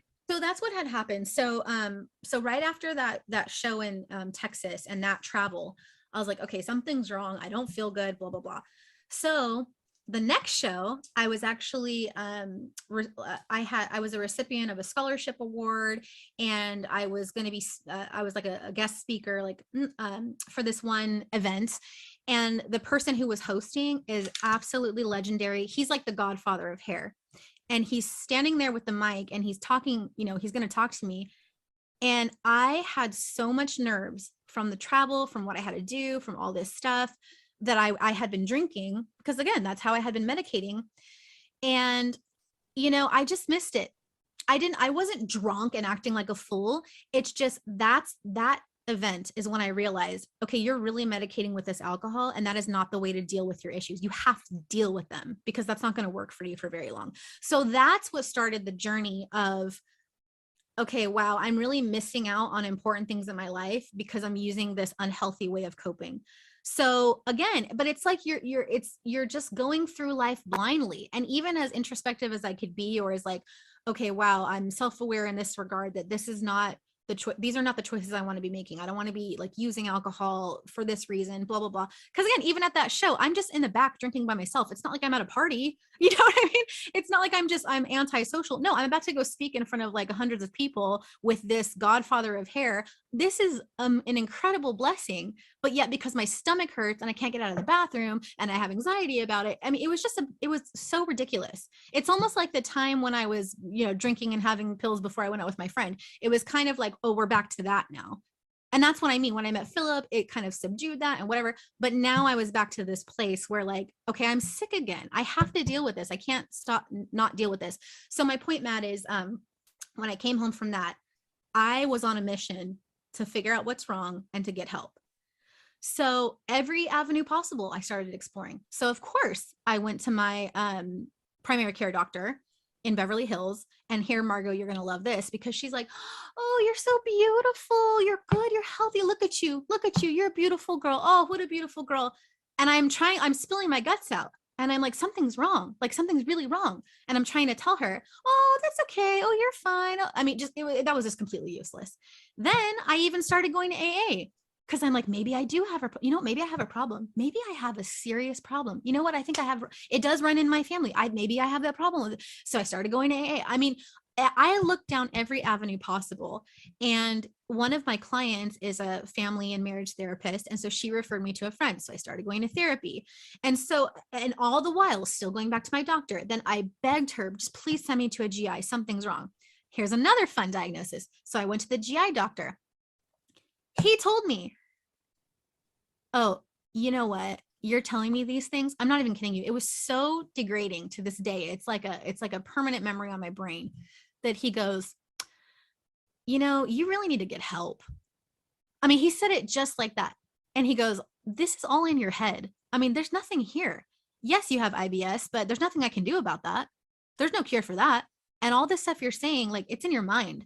So you really need to get help for yourself. Like, you need to see somebody. Like, he said it so condescending that I just was like, no, it's not. Like, in my mind, listen, and here's the thing. But did you doubt yourself at that point? So did he have an impact on you to truly doubt yourself even more than you were prior to that? You know what's funny? Going back to my intuition, in one sense, you know, I thought, okay, I guess an element to that can be true, but I've always held so tight to this thing that's like, I knew that I knew that I knew there is something physically wrong with me. Listen, we're all a little mental. Okay. We all need, I'm 100% for therapy. We all need therapy. Okay. But, and so of course I needed therapy. I mean, everybody does, but there was something inside of me. I knew that something was going on. And I'm like, something is wrong. Something is wrong. Like physiologically, something is wrong. It's almost like there was just these red flares shooting up in my body, going to my brain, like begging for help. So I remember after going to that GI, and then I'm going to my therapist and coming home and crying my eyes out to Philip. I even did EDMR therapy. And so just diving so deep. And I believe, Margot, you spoke about this on your podcast, that it's like, because you went down sort of the same path where you were kind of like looking for things and you kind of knew what to look for, but you weren't coming across the right people. And that's kind of how I felt, in the sense of, I am so aggressively, I will not stop this search to be better. I will not stop digging to find out what's wrong. I have to fight for myself. I have to figure out what's wrong. Like, I don't know where this drive in me came from, that I was so determined to find out what's wrong. And I just remember talking to Philip, and I said, I just had my head in my hands, and I'm going, I am begging. I am begging. I am screaming. I am begging. I am going to everyone I know, GI doctor, my primary care doctor, my therapist, AA, friends, church, everywhere. And I'm just saying, like, something is wrong. I need help. I need help. I need help. I need help. It's something is wrong in me, and I can't find it by myself. I need help. And nobody would listen. Nobody, because even my therapist, you really need to be on SSRI. And then I went to a psychiatrist. But see, it's that thing inside of me that was like, no, no, no, no, no, no. But I'll tell you this, Matt, I did that for a year. 1 year, I stood my ground and I said, no, it's not in my head. It is not in my head. I'm going to find this. And I refuse to take an SSRI, because I was like, it's not in my head, and I need a clear mind, because I have a clear mind and I still can't figure out what's wrong. And so that year of me being so determined to find, I mean, I went hard. When I tell you guys I went hard, I went so hard. I read the gratitude book every day. I'd wake up in the morning and I'd have my gratitude, and I meditated and I'd pray and I'd go to church. I mean, I was psycho. I remember when I was so sick. Anyways, the point is, while that happened, my health declined rapidly. I got worse and worse and worse and worse, to the point where we had to take a trip to Montana. And at this point, so I was in AA, I wasn't drinking alcohol, not self-medicating. I have no help at this point, because that was my only crutch. That was my only saving grace. And I don't mean to put that in a positive light, because I mean, it's not healthy. But at the time, that's all I had. And I had nothing. I was going cold turkey in terms of help. I had nothing. I was on my own 2 feet, and I was very sick. And I was doing everything I could, and I was punishing myself, because I'm like, you can't figure this out. You can't make yourself better. And so I went to Montana, and I was so, oh my gosh, I was so sick. I was so sick. I remember having to get into the Uber to go to the airport with Philip, thank God. And I was a wreck. I had tremors. I was pouring sweat. I was pale as a ghost. I made the Uber pull over probably like 3 times, and like in a laundromat gas station. I don't even know where, because I thought I had to go to the bathroom. I was sick to my stomach. I mean, I thought I was like going to make a mess in his car. It was so bad. And I was hysterically crying. I was gripping Philip's hand so tight, and I was just struggling. I didn't even know what was wrong at the time. My stomach was messed up. I had anxiety. I was nauseous. I mean, the symptoms go on. And we finally made it to the airport. And I like pretty much collapsed, because it was so exhausting just going through that experience. And it was horrible. It was horrible, the whole flight there. And then I don't want to call it perform, but again, it's an invisible illness.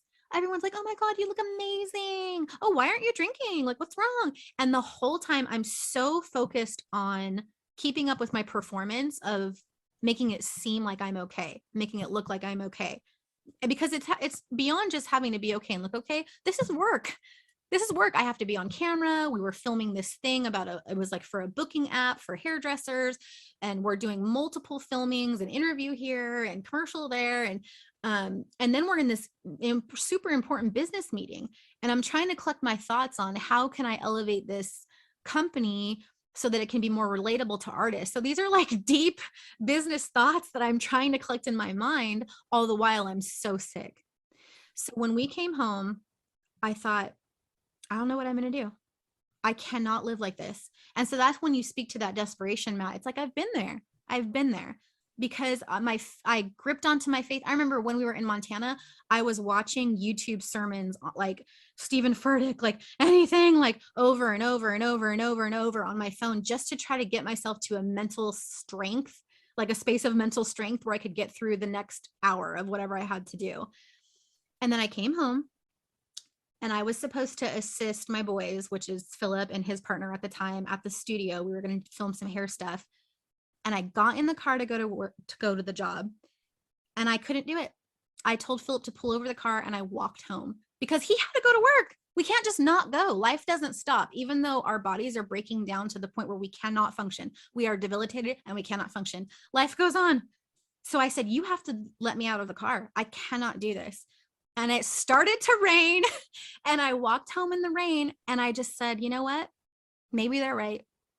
Maybe they're right. If I'm suffering this bad for this long, maybe it is in my head. Maybe I do need an SSRI.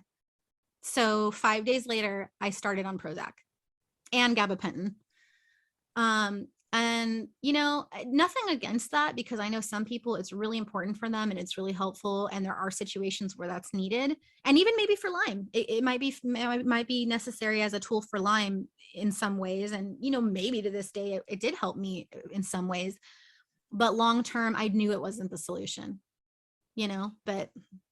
So Dani, I mean, it sounds like you knew in your core that it was so much more, but you were just so beat down by this medical gaslighting that you just gave in, took these SSRIs and said, I'm just so desperate to feel better. And it sounds like they didn't really help you the way you thought, or they thought it would help you.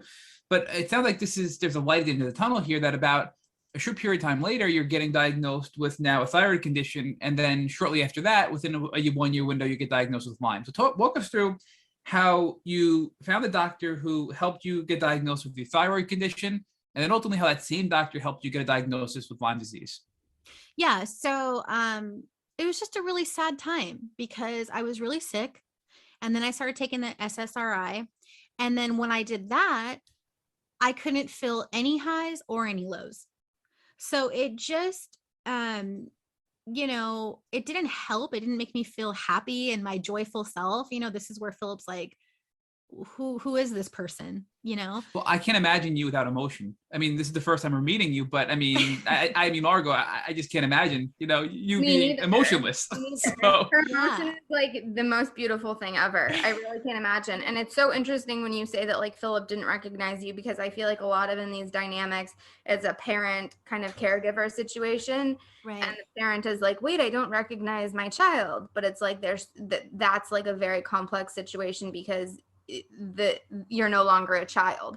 So the fact that he was able to meet you at this place that you were at, and then watch this situation happen, is not beautiful by any means, but also very beautiful in the sense of how it happened. Yeah, no, it is. And I always tell them that. I'm like, oh, you got such a raw deal. Because when you met me, I was so healthy and I was just all, you know, beautiful. And obviously I gained a lot of weight when I had my thyroid. I had hypothyroid and, you know, just debilitated. When he first met me, I was just badass. You know what I mean? And then it's like a few years later and I'm all, oh, I need a blanket. Like, he's just like, what? Like, what is this? I'm just kidding. He's never said And that. talk about thyroid alone. I mean, that just affects so many things. I Oh mean, yeah. when the thyroid isn't functioning properly, I mean, we call Lyme the great mimicker, but talk about thyroid issues. I mean, that is like the great mimicker to a T. I mean, so the two going hand in hand is, talk about a struggle, you know? Yeah, definitely. So it was just a really sad time then. And I just felt so alone. Honestly, I felt like an alien. I really felt like an alien. And I remember sitting at it was like a women's Bible study type of group thing here in LA. And I just remember sitting at the table and these girls are talking and they're laughing and they have their Starbucks and they're just living life normal. And the disassociation was indescribable. I just felt like I don't know what it's like to live anymore. You know, I'm so out here in outer space because this is where I've been pushed away because nobody knows what's wrong and you don't fit in a normal functioning life, but you're still living in this world. And so you're just floating, you know? Were you experiencing disassociation at that point? Looking Yes. back now? Oh yeah, big time. And so I think the Lyme was definitely happening already at that point. But like I said, it's a weird perfect storm of this and that and all these different things that were coming in all at the same time. And so yeah, being on that SSRI, I definitely was just like, you just hit the pause button is all it did for me, which wasn't helpful because like I said, life goes on. And so, and the sad thing was I had an amazing clientele here in LA.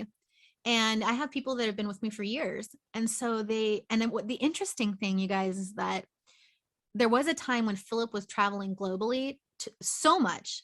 I mean, he would be like in Russia one day and then New York the next day, and then in Turkey, and then in, Mexico. And I mean, he was just all over the place. It was incredible. But he couldn't take care of clients. So I took on all his clients and just in the meantime, and so they actually got to know me really well when I was healthy. And then they would see me when they would come in to see him, they would see me and they're just like, what is wrong with Dani? Like, they don't want to ask me, but then when they were by themselves with Philip, they're like, is she okay? Like something's wrong. So, people were definitely noticing, including my clients.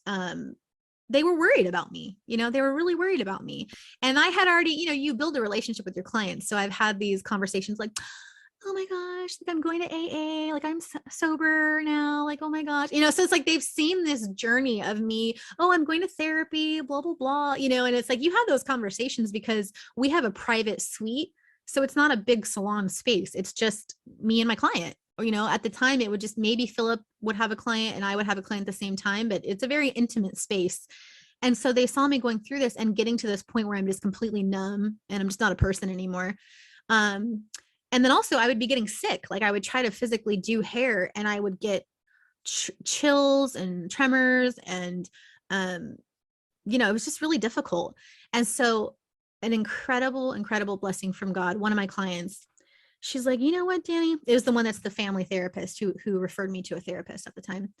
She's like, you know what? I have seen you for years go through everything you've going through. And I talked to her about everything. So she knows everything.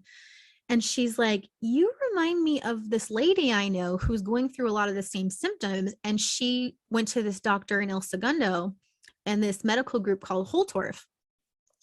And I was like, oh, really? Like a glimmer of hope. I'm like, well, tell me more about it, Well, little did I know that her client, so my client, the therapist, was a therapist for a TV show.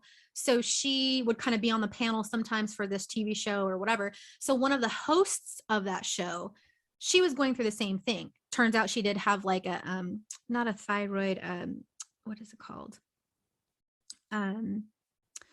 Hashimoto's.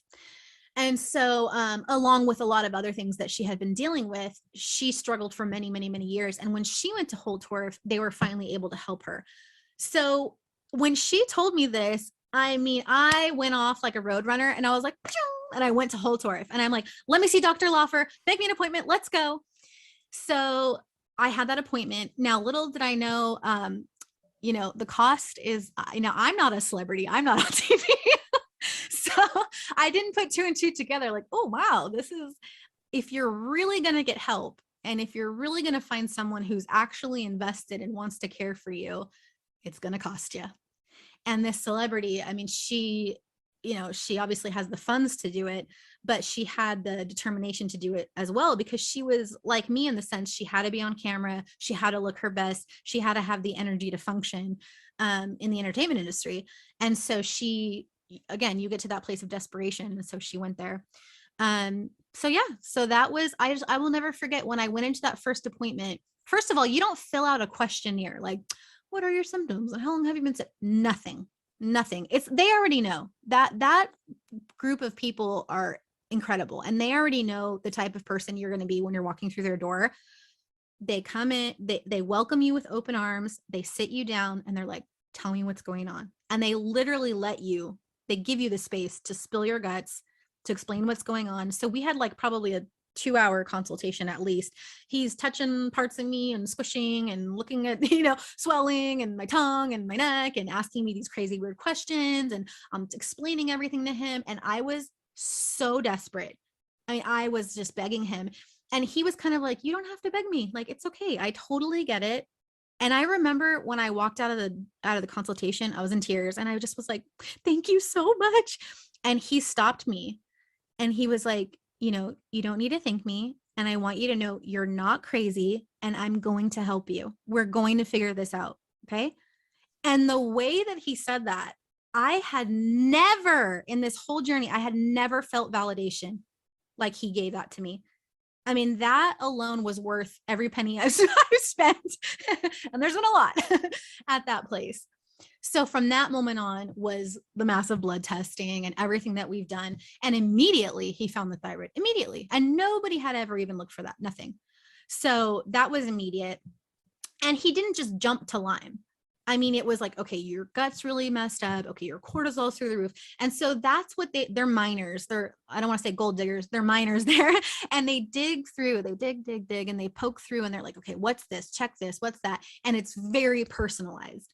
And that's the first thing he explained to me is like, when you go to a normal doctor, oh, you're within the range. Oh, you look fine, quote unquote. You sound fine, quote unquote. You look normal, all these, oh, that's normal. Oh, for your age, for your weight. Oh, that's normal. No, there is no normal. We're going to look at your normal. Where should you be? Where should your levels be? What's going on with you based on your history, like not just medically, I mean, all the things that we talked about.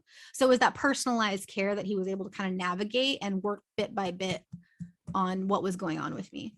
Dani, what was it though beyond the thyroid condition? Because it sounds like when you got your thyroid condition, you may have thought that was the root cause, but it sounds like now this facility was digging deeper and they were being detectives and they were looking at all these clues. And what made them go beyond the thyroid condition to keep testing and ultimately land on Lyme disease as well? Yeah, so that's pretty much what it was. So he was treating me for thyroid, hypothyroid. And so he had me on progesterone and, just medication for the thyroid stuff. And again, my intuition and that voice inside, I felt like there was something wrong with the progesterone. And I wouldn't just take myself on and off medications, but having conversations and praying about it and different things, I'm like, okay, I don't feel like this is right. And so I actually went off of those medications, but I just was still really sick, Matt. I just had so many issues that were going on. And, it's really difficult to look back and try to answer your questions. Honestly, like when people do it so flawlessly on your podcast, I'm like, how do I remember that? So wait, stop for a second though, because I'm sorry to interrupt, but like you're doing amazing. So to sit there and say, how do people do that? I don't know how you could do that. You're killing it. You don't even need bar going on. You're telling your story. You can tell it up without us. So it just, as you're telling your story, there's so much of my story in your story as well. So I'm seeing a lot of myself in you. And I know a lot of our listeners are going to be seeing themselves in you as well. So I think it's important to note that your intuition kept telling you, well, I'm not getting better. So you stopped and you had to listen to your intuition. And the longer you don't listen to your body, so we call it body signals on this podcast. So the longer you don't listen to your body signals, the longer it's going to take you to get to the ultimate root cause of what's going on and the harder it's going to be to treat yourself, right? So I think you're giving us a ton of good tips and tricks and guidance based on your experience here that we can walk away with and be able to help ourselves in our own journeys, even if we're at a later stage in our healing journey than you're describing to us right now where you are at this time. So But now it sounds like this medical group is amazing. You're stopping the medicine. You knew there was something deeper. So you were going back still and saying, hey, look, I'm still sick. There's got to be something else here. And they were testing and looking and seeing what was going on and running more tests and running this whole big picture analysis of your body, it sounds like, right? Yeah. And honestly, that's what it is. It's sort of a process of elimination. And that's kind of the sucky part about it, because Lyme is so complex. But really, for me, and I don't want to like be offensive or anything here, but I don't necessarily like look at, okay, it's just Lyme. I do try to look at the whole picture of what's going on with my body, because, okay, you have Lyme, and again, everybody's journey is different. So for me, I'm super grateful that although my quote unquote diagnosis is late stage chronic Lyme, there are other health things going on. And my approach to quote unquote treating what's going on is it's an all encompassing approach, so it's how is my gut doing, just how are all other things functioning? Because my understanding of it is, I really try to focus on boosting my immune system, Yep. All those types of things. So it's like, for a while I was so zeroed in on Lyme. It's like, okay, Dani, you read all the Lyme books, all about the Lyme. Like, you got to kind of move on from that a little bit. But again, everybody's different. Now, I never treated with antibiotics. So well, you did your whole life though, pretty much, right? Well, right. So I mean, right. Let's be real. So you probably did a pretty good job at knocking down the microbial load as much as possible. And what was left may have been antibiotic resistant or not being treated well by the doxycycline, but you probably your whole life were keeping the bacterial load down because you're on doxy, which is, again, you're different than other people because you were on doxy, right? Right. And I thank you for being so honest, because we agree, right? And everybody's perspective is different, and we encourage you to share your beliefs. It's never just Lyme disease, right? So when we had this discussion recently offline just this week, where when we say Lyme disease, especially chronic Lyme disease, it's not just Borrelia burgdorferi. That's not what chronic Lyme disease is. Right. Because many people have Lyme disease and are harboring it in their bodies and not sick. It's the perfect storm. It's a combination of different things that are going on in your body. And gut health is huge, right? You were on antibiotics your whole life. What do antibiotics do? They weaken your gut. They cause things like leaky gut, and they cause all kinds of GI issues. We know your gut health is connected to your immune health. Your immune health sacrifices, what happens? Your body becomes compromised. Your body becomes compromised, what happens? You have all these opportunistic things going on in your body that take over, like Epstein-Barr virus we talk about all the time, and other things, which I'm like parasites and heavy metals and mold toxicity. And your body can't properly remove or detox these toxins in your body because your body's compromised. It's the whole domino effect of your immune system and your immune health. So we totally agree with you. And that's why we don't like the word chronic Lyme, because it implies just Borrelia, and it never is, right? And I think that's what you're trying to explain to our listeners. And I think this is a really important tip also, Dani, and you're giving us so much good stuff. And I don't know if you're realizing how much gold you're giving us, because we have people that tell us all the time, like, and I have Lyme disease and I'm going to treat the Lyme bacteria and I'm going to get better. And it's like, no, that's not how it works, right? Mm-hmm. Or I found out I have parasites and I'm going to do cell core and I'm going to get my life back. And I'm like, no, that's not how it works, right? Because it's never just parasites. It's never just Lyme disease. It's never just, babesia. It's never just mold. It's never just heavy metals. It's never just, whatever it may be. So thank you for sharing that, because we don't talk about that enough on this podcast. And I think it's a really important lesson that you need to take a holistic approach, see what's going on in your body, and support all the different areas of your body that need support. And collectively, as you rebuild, your body will become resilient, because we're designed to be resilient. And that's how you're going to get to ultimately a good place in health. So I'm sorry for going on my little speech here, but you were sharing this and I just think it's gold, and I want to make sure you understand how much gold you're giving us. So thank you for that. No, you actually brought something up that I've never even considered or thought of before, is that, I think you're absolutely right. And the fact that I was taking the doxy for so long, it definitely kept it at bay, because I will tell you this, when I met Philip, he also was a proponent for my personal health. He struggled with a little bit of health things in his life. And so, like I said, not only feeling safe with him being able to heal emotionally and all that stuff, but he was very encouraging for me to help myself with other health issues. And I'll give you a quick example. I was on birth control. I had an implant in my arm, and I was getting, so you totally transparent. I had, these chronic UTIs, and they were debilitating. And one day he had to rush me to the emergency because I had a kidney infection. And it was so terrifying. It was absolutely terrifying for him.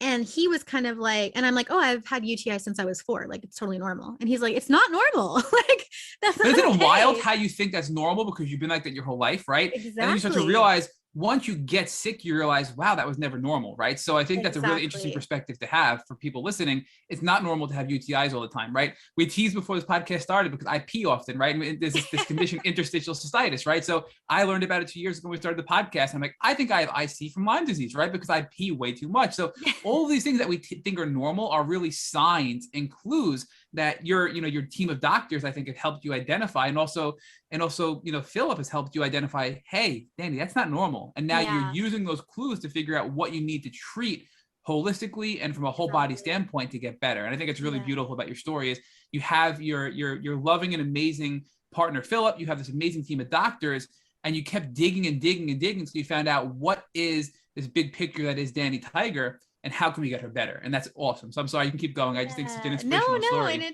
it's true. It's having that support. Like I said, that's why I said I'm so blessed. God's had his hand in it the whole time, because I don't know if this would be my story if I didn't have Philip's support or, my faith or other things like that. But I do know that he's the one that encouraged me to get rid of my birth control. He's like, that's an implant and that's hormones that's in your body, like, and none of that's good for you, and he's not like the most holistic person, but in the same sense, his health stuff, he just treated on his own. And so he's very self-disciplined in that manner, and, sort of a self-help in that way, where, he's not a huge fan of doctors, I don't think, which I am. I love my doctors. But he's like, you gotta like stick up for yourself in a sense when it comes to your health, which was very encouraging for me. And so, not having, so the second I took out the birth control out of my arm, I never got a UTI ever again from that. Wow. From that moment on. And I did get one, and I treated it with Golden Seal, which is, a holistic supplement. What is that? Is that an herb? What is? I believe it is. Okay. Yeah. And so, it was Golden Seal. Dr. Rhonda Patrick, I had heard about it. But at that, already before I even was getting more and more sick, I just thought, this foreign stuff in my body. I just thought more and more about what I'm putting into my body, because he's that way. He's so, he's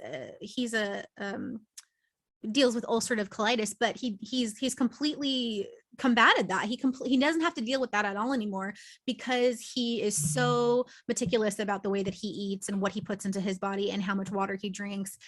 He's amazing. He's amazing with that. And so that's even just encouraging for me to see the way that he takes care of himself. Like when I discovered that I had to make changes in my life because of the Lyme diagnosis, I'm like, I can't have gluten, I can't have dairy, I can't have anything. And he's like, who cares? Like, that's not a big deal. And I'm like, it is a big deal, because I'm a comfort eater and he is not. So he, for him to have to make dietary changes, it was not a big deal. So, but again, even though sometimes I'm like, I want to have a pity party, but having him as a support and an encourager, it's been really, really, really helpful, because I'm like, all right, if he can do it, I can do it, But it's what's so cool about your journey, and I'm sorry to call it cool because I know it's horrible, and I'm sorry that you had to go through this, but I'm happy that happy in a way because we got to meet and now become friends, and we get to share your story to help other people.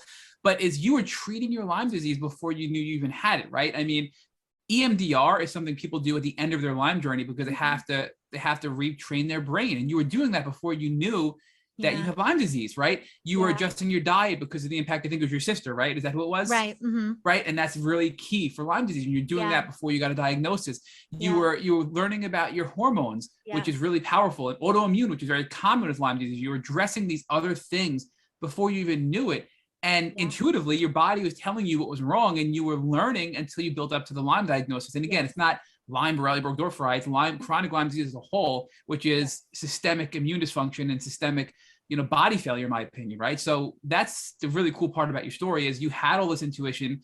I believe, like you believe, that this was God giving you signals to improve your body before you even got your Lyme diagnosis, to make your body stronger and stronger and stronger, not even knowing you have Lyme. So then when you get the diagnosis, you can continue on to get where you need to be. I mean, and clearly, I don't want to make assumptions, but you look amazing, you sound amazing, you're super smart, and you're blowing us away in this podcast. So you clearly have made a major progress in your healing journey since your diagnosis. So talk to us when you got your diagnosis, you're at this facility. What led them to Lyme disease, and what was that like to get that diagnosis? Yeah. So really quickly to what you said, Matt, I absolutely recognize how incredibly blessed I am. And I can absolutely pull gratitude out of my specific story and my journey, and, you know, possibly being able to help people because of what I've experienced and all of that. But yeah, I mean, even watching like a documentary and seeing, or even, you know, Margot, or seeing people that are really, I mean, they really, really struggle. And of course my struggle is real. But maybe possibly getting diagnosed when I did, or like you said, all these things that have led up to where I'm at right now. Yes, in some senses I am very sick, but when I, not that I would compare, but just kind of look at other people's stories and see their journeys, it's like, oh wow, I'm so blessed. I'm so grateful. I'm so grateful that I have a supportive partner, that this is where I'm at, that I was introduced to EDMR, all the things that I've, you know, come across my path. Healing before I knew I needed healing. Yeah, I absolutely recognize that. And I thank God for that constantly. Even just how much it drew me closer to God has just been a blessing. So that's a huge part of my story. But yeah, so basically, you know, kind of like when you guys were initially interviewing me for the podcast, you know, I had my thyroid, and like I said, I went off of the thyroid medication. I was still really sick. And I had some spouts of time where I would not see Dr. Loffer at Holtorf. And, you know, that's just a part of the healing journey. It's like, you are a warrior. And so there was times where I just fought really, really hard. And then times where I was just like, I don't care right now. I just can't do it. I just can't do it, because you get trying to untangle the knots in your mind while experiencing symptoms. It just sometimes becomes too much, and you do have to hit the pause button, and you just kind of have to give in for a little bit and just go, you know what, I can't try to figure this out right now. I just have to just chill out for a minute. I have to check out for a minute. So there were times where I didn't see him. And so yeah, we had done a wedding in Idaho, and I forgot my supplements and I forgot my thyroid medication, and I was off of the progesterone and thyroid for like a full week. And I felt exactly the same. And then when I went back on the progesterone, my face had blown up about like 3 times bigger than it was. And so that was really difficult for me, was like the weight gain and the physical changes in my body. And it was such a bummer, because I was actually getting baptized.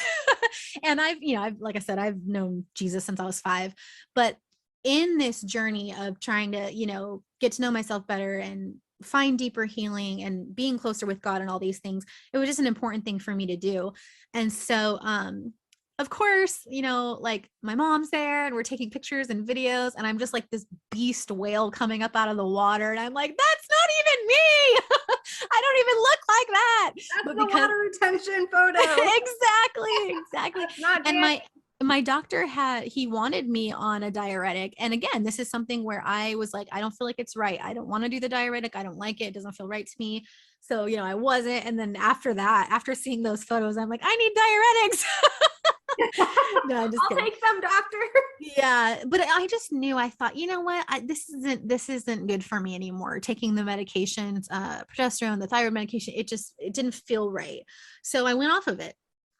So I'd love to talk a little bit about that, because especially there's so many women, A, that are on here, B, that listen to the podcast, and C, I used to coach women who and I like to use quotes, the quote unquote root of their issue were hormonal issues. And right, these are not the root of their issues. I hate to break it to you and anyone listening, you know, the root of your problem most likely is not a hormonal issue. Mm-hmm. And I want to talk a little bit just briefly about you getting the arm implant birth control situation out, and then the switch. I'm assuming, and you can totally correct me if I'm wrong, but I'm assuming that then they put you on the progesterone to get you off of that arm implant. Do you want to talk a little bit about that, and maybe was it a bioidentical? What kind of progesterone? I just feel like as a woman, this is a really, really common issue. And for me personally, and I know you listened to the podcast episode that I did with Tick Bootcamp, but I was in the ER monthly with the worst cramping of my life, and they would say, it's just so weird, you just have like really bad cramps, it's just so strange. And no one even said like endometriosis, PCOS, you know, even just like, you know, painful cramps are a thing. Yeah. And of course none of the infectious disease stuff was tied into that. But I'm just curious about kind of the transition off of that hormonal pharmaceutical birth control to the progesterone. Yeah. So again, maybe an intuition thing that I just have, or maybe just from taking years of antibiotics my whole life. Yeah. But I was sort of on a mission of, I don't want anything foreign in my body, and I'm not putting anything foreign in my body. So the time when I took my birth control out, that was probably, you know, Philip and I had been dating for like a year or so. And so that was probably 5 years ago. And I got it removed. And that was it. I didn't go on any other kind of hormones, nothing at all. I actually went from that to, I have a fertility monitor that I use. It's called the Lady Comp. And, and so it's just a little thermometer with a little computer attached to it. And, you know, regularly, like every morning when I wake up, I just take my temperature, and it's really great because you can be extremely lazy, and I just don't ever pay attention to it. I just take my temperature and that's it. And then it gives you like red light, yellow light, green light of like when you're ovulating. So I think people probably use that to get pregnant. And I am just, you know, I like to just use it to keep track of what's going on, and you know, as a form of birth control in a sense, in that way. Yeah. Not to mention that, you know, loss of libido is like a super sad side effect, because not just grieving your body image, who you were as a person, you know, and poor Philip is just like this wounded little lamb, like she can't even breathe, you know, like, I mean, that's a whole other story for probably a different podcast. But yeah, so that's a different topic. But I just went off of the birth control. I went to the all natural fertility monitoring system. And then here we are, you know, a few years later, and I get diagnosed with the thyroid. And so because of that diagnosis, and because of my blood work, he's like, oh my gosh, you are just through the roof, 100% estrogen. Like, this is just really bad. So that's why he put me on the progesterone, because of the not sleeping, just different symptoms that I was having, coupled with my thyroid disease. That's why he put me on that. So that's kind of really, there wasn't, and just even from, like I said, it wasn't for me. It just wasn't, you know, and again, he treated my thyroid properly, and I'm super grateful for everything that he offered me, but that was the only medication that he ever supplied, because Whole Torf, to my understanding, is more of a holistic treatment center. So Whole Torf is a place that you go when you don't know what's wrong with you. When you've come to the end of your lifeline and you have no idea what's going on, you go to Whole Torf Medical, and then they're going to help you to figure out what's going on and then how to treat it. And so for me, it was more, you know, immediately he's like, okay, we're done with the antibiotics. That is not even an option. We're not doing that, because your gut will not be able to handle it anyways. And I had already, from the research that I had done, I wanted to have a holistic approach. So like I said, I've never treated with antibiotics since being diagnosed with things. So anyways, I had the thyroid, and then went off when I was in Idaho, didn't take my medication, decided to go off of it, but I didn't see him for like 6 months. So I finally, you know, was like, okay, I need to go see him and see what's going on. And yeah, he was like, your thyroid's fine. And I went into that appointment, like, you know, you always have your list of things like, okay, I think I have a fatty liver, my thyroid is really bad, blah, blah, blah, blah, blah, blah. And I'm telling him, and he's just listening. And then I finish, and he's like, okay, so your thyroid's back to normal. Your cortisol's great. Your liver's really good. And I'm like, wait, what do you mean? I thought I had it all figured out. And so he's really had to hold my hand and guide me through things and suggest things. But yeah, I can definitely discuss with you guys when I had my Lyme diagnosis, because I know Matt's asked me like 20 times and I haven't answered his question. Yeah, I'd definitely love to hear. We'd both love to hear more about your Lyme diagnosis, and then kind of what you're doing for treatment wise right now. I know you're still over there, and I've actually consulted 2 of their physicians. I really, really like their clinic. I really like what they're doing. I like that they have a full body approach, and I really do like a lot of these quote unquote places that are having a full body approach are missing the infectious disease portion and missing the co-infection portion. Yes. All of the symptoms that come with that, you know, the POTS and everything else. And so I'm not here to say you're in amazing hands, but I think you're in really great hands.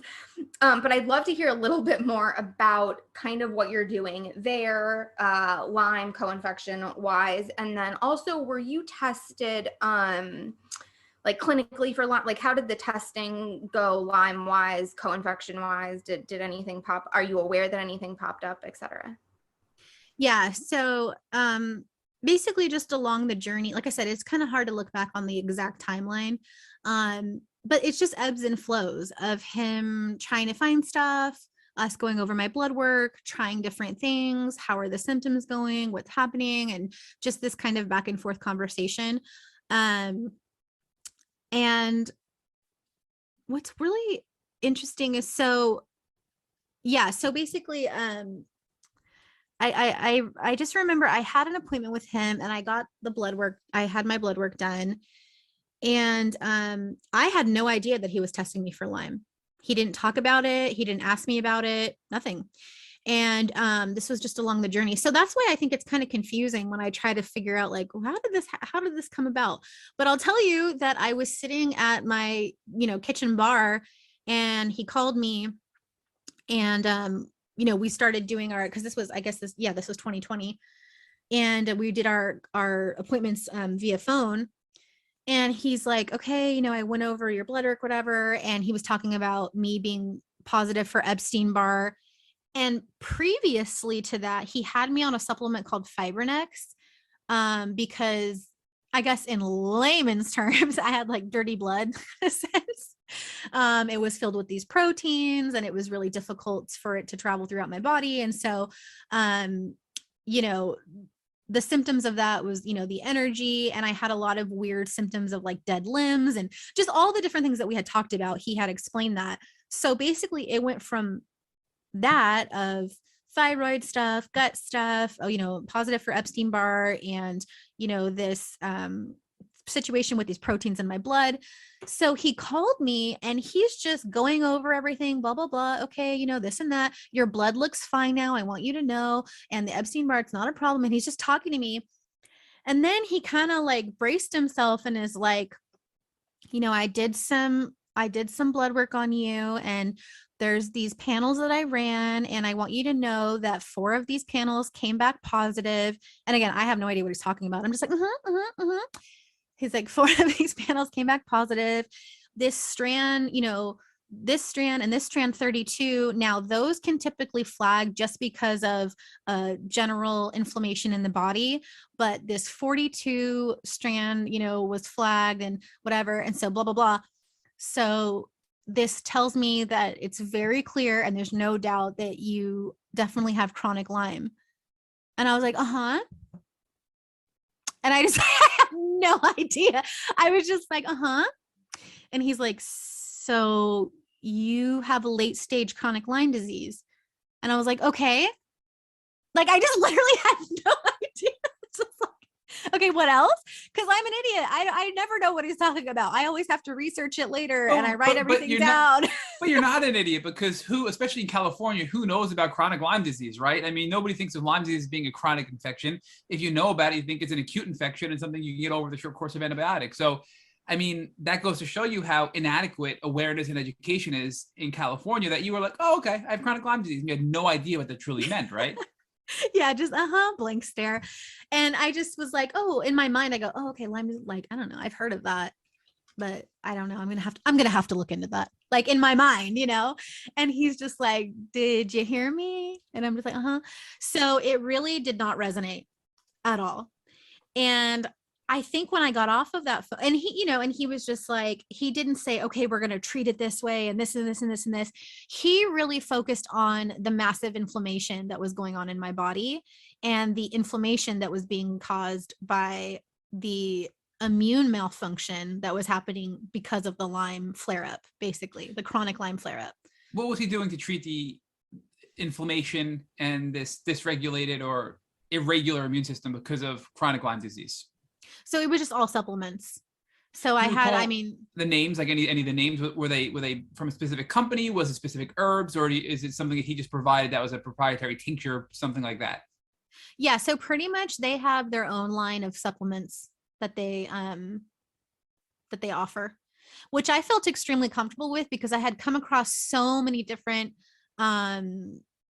sources of supplementing, and I was very weary of, I don't want to just try this random thing, or I don't want to buy something off of Amazon, or because Joe Rogan, I'm sorry, but I'm a fan, and I've learned so much from him, and just learning about how supplements are processed and where they come from, and I mean there's just so many things. And so because I trusted Whole Turf Medical so much because of how they had treated me and what they had helped me with, just everything from day one, I wasn't really going to question it. So the initial way that we treated the inflammation was from supplementing. And then he also gave me BCP 157 injections for my stomach to go directly into my stomach. And those are great for Lyme disease, right? So I'm assuming you got those peptides or the BPC 157 for Lyme disease, plus you're using supplements and herbs for modulating your immune system, strengthening your immune system, but also killing various microbes like Lyme bacteria, right? So you were using natural medicine to take a holistic approach from immune health, but also an antimicrobial standpoint. And the BPC 157, we've heard some amazing stories about. So I'm curious, did you find that they were helpful, or for you, were they just something that you did and they weren't that powerful in your healing journey? Yeah. And I think it's very interesting that Dr. Lawfer really, kind of in a sense, looking back, and this may just be me reading into something that doesn't exist, but it's almost like he really catered to me in the sense where he didn't say like, you have Lyme disease and we're going to have to do this.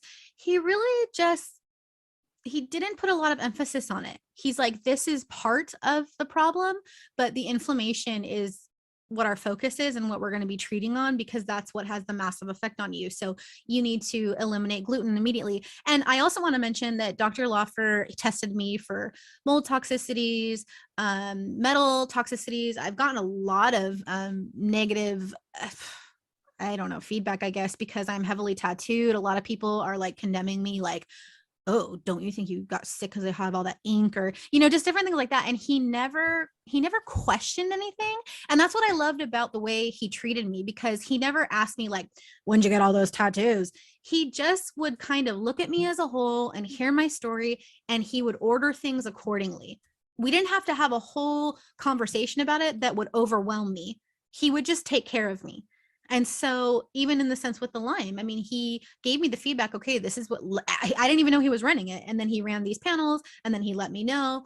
So it was kind of a, like twofold of, he did the Western blot, I think. And then, the clinical diagnosis of my symptoms that kind of helped us to discover the Lyme situation. And yeah, he just treated the inflammation with the supplementing in the BPC 50 or 157. And so again, it was, I started taking those things and I definitely saw a change, but if I'm being honest, for me, I wasn't fully committed to making the best choices, because the lifestyle changes that were needed were so drastic for me that it was overwhelming. And I could not bring myself to doing all of those things until I like fully understood it, which is probably not the best way to go about it, which is another reason why I stopped seeing them for a while, because I was like, I'm the kind of person I have to be all in. I can't do stuff like, a little here, a little bit there. And you definitely don't want to do that when you're spending so much money. And so for me, when I had joined a support group on Facebook, and it was May, Lyme Disease Awareness Month, and Dr. Rawls' book, they were just shipping it to people for free. And that, I call that my Lyme Bible. And I'm like, this book changed my life because it really helped me to understand what was going on and how I can apply these things to my situation and where I'm at with everything. And so that was extremely helpful for me. But yeah, the BPC, I was shooting it right into my stomach, and I saw great things. I got a lot of relief from that, and it was extremely beneficial. But simultaneously, I was drinking beer and eating pizza. So it was not helpful. What I love about your story, and it just keeps coming back to this theme of, you were treating Lyme disease before you knew you had Lyme disease, right? So your doctor was kind of like, you have chronic Lyme disease. It sucks. It's a big deal, but I'm already treating you 80% for it anyway because we're taking a holistic approach. So I'm going to fill that 20% gap that we weren't filling because I didn't know you had chronic Lyme disease. And we're going to give you a little bit extra support over here.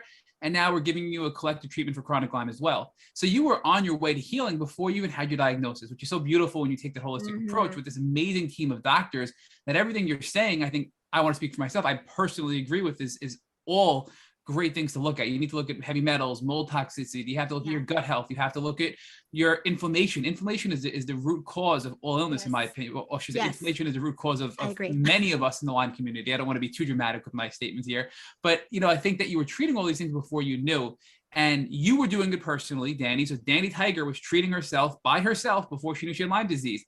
Then you intuitively found through God's guidance this amazing team of doctors to help you take the next steps. And then you find you have Lyme disease, you have the big picture, you're treating it all. And now you took a break, you're doing your research, and you go back at it. So walk us through, we're almost up to the present date, I feel like, right? So what else did you do and how are you feeling today? Or did we miss anything in between there? I don't want to skip anything. Yeah, well, that was a really big thing. I want to just touch on briefly the fact of, trying to find someone that you can relate to, because I'm a California girl, Southern California. I don't treat with antibiotics. It's a little bit of a different story. And so it's sometimes difficult to find parallel lines. And like I said, I have to kind of take pieces from different people. So yeah, I feel a little bit alone in that sense that I had a doctor that treated me in that manner, where he was looking at me as a whole. And then the way that you phrased it, Matt, is just so right, that he's just like, okay, like this is just another clue to the puzzle. And this is another piece of the puzzle. And we're going to keep on going and, figuring this out. So yeah, that's just kind of the approach that we had.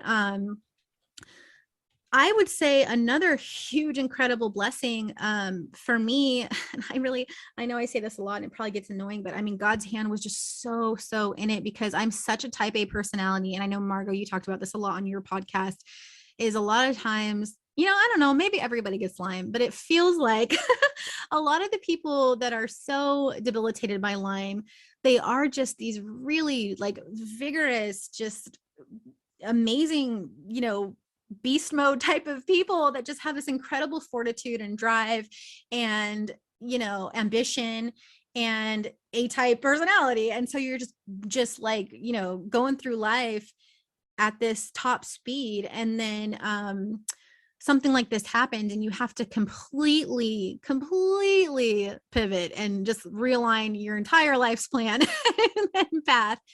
So I would say that one of the greatest blessings for me is that when I really became, pretty much debilitated because of my Lyme and other symptoms. And I love the fact that you said the thing about the inflammation, Matt, because that's another thing where I'm like, I feel like I'm the inflammation queen. And I'm like, nobody talks about that stuff. And so that's always been my understanding of it. Even reading Dr. Rawls' book or all the different things, even Dr. Rhonda Patrick, like all the things that I've learned, it's all this crazy inflammation based on what we're putting in our body and how our body's functioning. And so, yeah, it's really huge. So when I got super sick, it was March of 2020. And I feel like it was just the grace of God, because I was going at a speed of 100 and it started to gradually decline, speed of 80, speed of 70. And I was running on E and I was barely hanging on. And then amazingly, the world shut down and I couldn't go to work if I wanted to. So I was like, this is amazing. Like I have an excuse to rest and to just just dwell in my illness and like how debilitated I was, because I was feeling so guilty for it. And so the time that I got to just be at home, we pulled the mattress in front of the TV and me and Philip just had Netflix parties all day, every day. And I just slept and I would have flare-ups and he would just cover me up and he would do the dishes. And like, it was just amazing. And so I was so grateful for that time. But, around that time is when I started having extremely severe symptoms of air hunger. And that was initially starting before the pandemic. So I come to find out I do have the co-infection of Babesia. And so that Babesia diagnosis is something I would say to this day, I still don't fully understand, but it's been a huge thing that Dr. Moses Laufer has been you know, really trying to help me to fight, basically. Because for me, the symptoms of babesia that I struggle with the most is air hunger, which, if people don't know, is basically just, I feel like I'm drowning. I feel like I cannot get enough air into my lungs. And I'm always like, I can't breathe. I can't breathe. I can't breathe. But it's, to my understanding, the way Dr. Loffer explained it, is it's not a breathing issue. It's not a lung issue. Again, it's the inflammation. So my blood vessels are so inflamed that basically like one red blood cell can get through at a time. So I'm not getting enough oxygen like flowing throughout my body. And so you have this gasping for air, and you have this extreme tightness in your chest. And then for me, I still continue to struggle with it, but my hands and feet go numb extremely fast. Yeah, every single day when I wake up, my hands are super numb, and it takes a few minutes. Like, every morning when I wake up, I'm like shaking my hands. Like, it's just so awkward. Philip's like, what are you doing? But now he knows. So yeah, that's been a real struggle, because for me, that's the invisible part of my illness that I struggle with the most. I literally want to wear a sign that's like, I'm having trouble breathing, especially when people are like, wear a mask. And I'm like, I can't breathe. Even though I know it's not a lung issue. I'm like, I asked my doctor, like, can I have an oxygen tank? And he's like, no, that's not going to help. You have to get the inflammation down. But that's what it feels like, though. Sometimes it feels like, well, maybe there's like an outside source of oxygen that can provide that. And I know, and we can chat off air a little bit, but I know for me personally, and still to this day, babesia is one of my biggest struggles to a T. It was my first diagnosis, and I used to say, before I was diagnosed, like, I'm so hungry for air. And people would say, well, are you out of breath? And even doctors that were not Lyme literate would say, are you out of breath? And I said, no, I'm never really out of breath. I'm just hungry. And they would say, okay, well then eat. I said, I'm not hungry for food. I'm hungry for air. Like, I need air. And then they would say, well, take a deeper breath. And it's kind of this vicious cycle. But babesia is such an interesting B word that I like to call it, the air hunger from it is so different than anyone has, it's almost indescribable. You're just constantly, and it's 5 steps, and then you're like, please give me some air. And so the logical solution does feel like, oh, can I just get more oxygen? Like, can I get the tank to just keep running? But it is all the inflammation. And I will say that as the inflammation goes down, the air hunger does decrease. I mean, and I'm not one to say like the inflammation completely goes down. I personally feel like it kind of, spreads to other parts and then goes down from there. But I do think that the air hunger, it's debilitating. Yes. And I think that it's one thing that if anyone is listening to this, that is just, like, I'm not out of breath, but I'm hungry for air. Yes. It's really, really a good thing to look into is, A, Lyme, and then B, the co-infections. And I just wanted to mention a little bit, because I know you've mentioned several times Joe Rogan and the Dr. Rhonda Patrick thing. And I think something that's really interesting, especially related to the chronic illness community, and especially right now with the whole controversy of Joe Rogan himself. He's been around for years. His podcast has been around for years. He's been, touring for years. I've personally seen him live. I've listened to his podcast for years. But I think something very, very interesting to note right now, especially in the height of this pandemic, and we're seeing it kind of apparently, wean down a little bit, but we're still pretty much in the thick of it. And it's very interesting to me how much psychologically people are triggered by the information that he is putting out there, whether you believe that it is accurate or not. But what I've been really looking into lately is this a trigger? Are these people that are listening to this triggered by the fact that Joe Rogan is putting out this information? Or do they have a very dysregulated nervous system that's not able to say, hey, you know what? I'm not into this information. I can pass. And I think especially in the age of social media, it's this really interesting level of, is my nervous system healed? Because why am I so triggered by a post or a podcast that really has no effect or could affect me greatly? So I think that timing of this whole Joe Rogan thing happens to be really interesting, especially related to chronic illness, because I know that chronic illness tackles the nervous system. And so many people that are very, very triggered have a highly, highly dysregulated nervous system. Yeah. So I think Oh, yeah. just something interesting to think about in the times that we're in. Yeah. And I mean that his podcast, I mean, I don't really listen to it anymore, if I'm being honest, but at the time it was just, I mean, to this day, it's changed my life, obviously.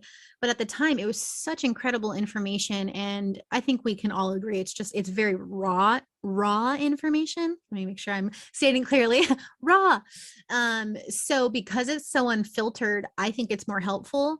But yeah, I can't imagine that. It was such an incredible resource for me at that time. So I really can't imagine not having that in my life. I mean, that was the catalyst for me being able to even attempt to help myself. Likewise. Yeah. So, and again, because I'm not going to go read, a research paper, but if I can have that, secondhand from his podcast, and then he also asks incredible questions. So if not, Dr. There's been so many times where he's interviewing not just her, but say Dr. Rhonda Patrick, and I'm like, yeah, but I wonder if you can have green tea. And then all of a sudden he's like, now, does that apply if you're drinking tea? And I'm like, I was just going to ask that.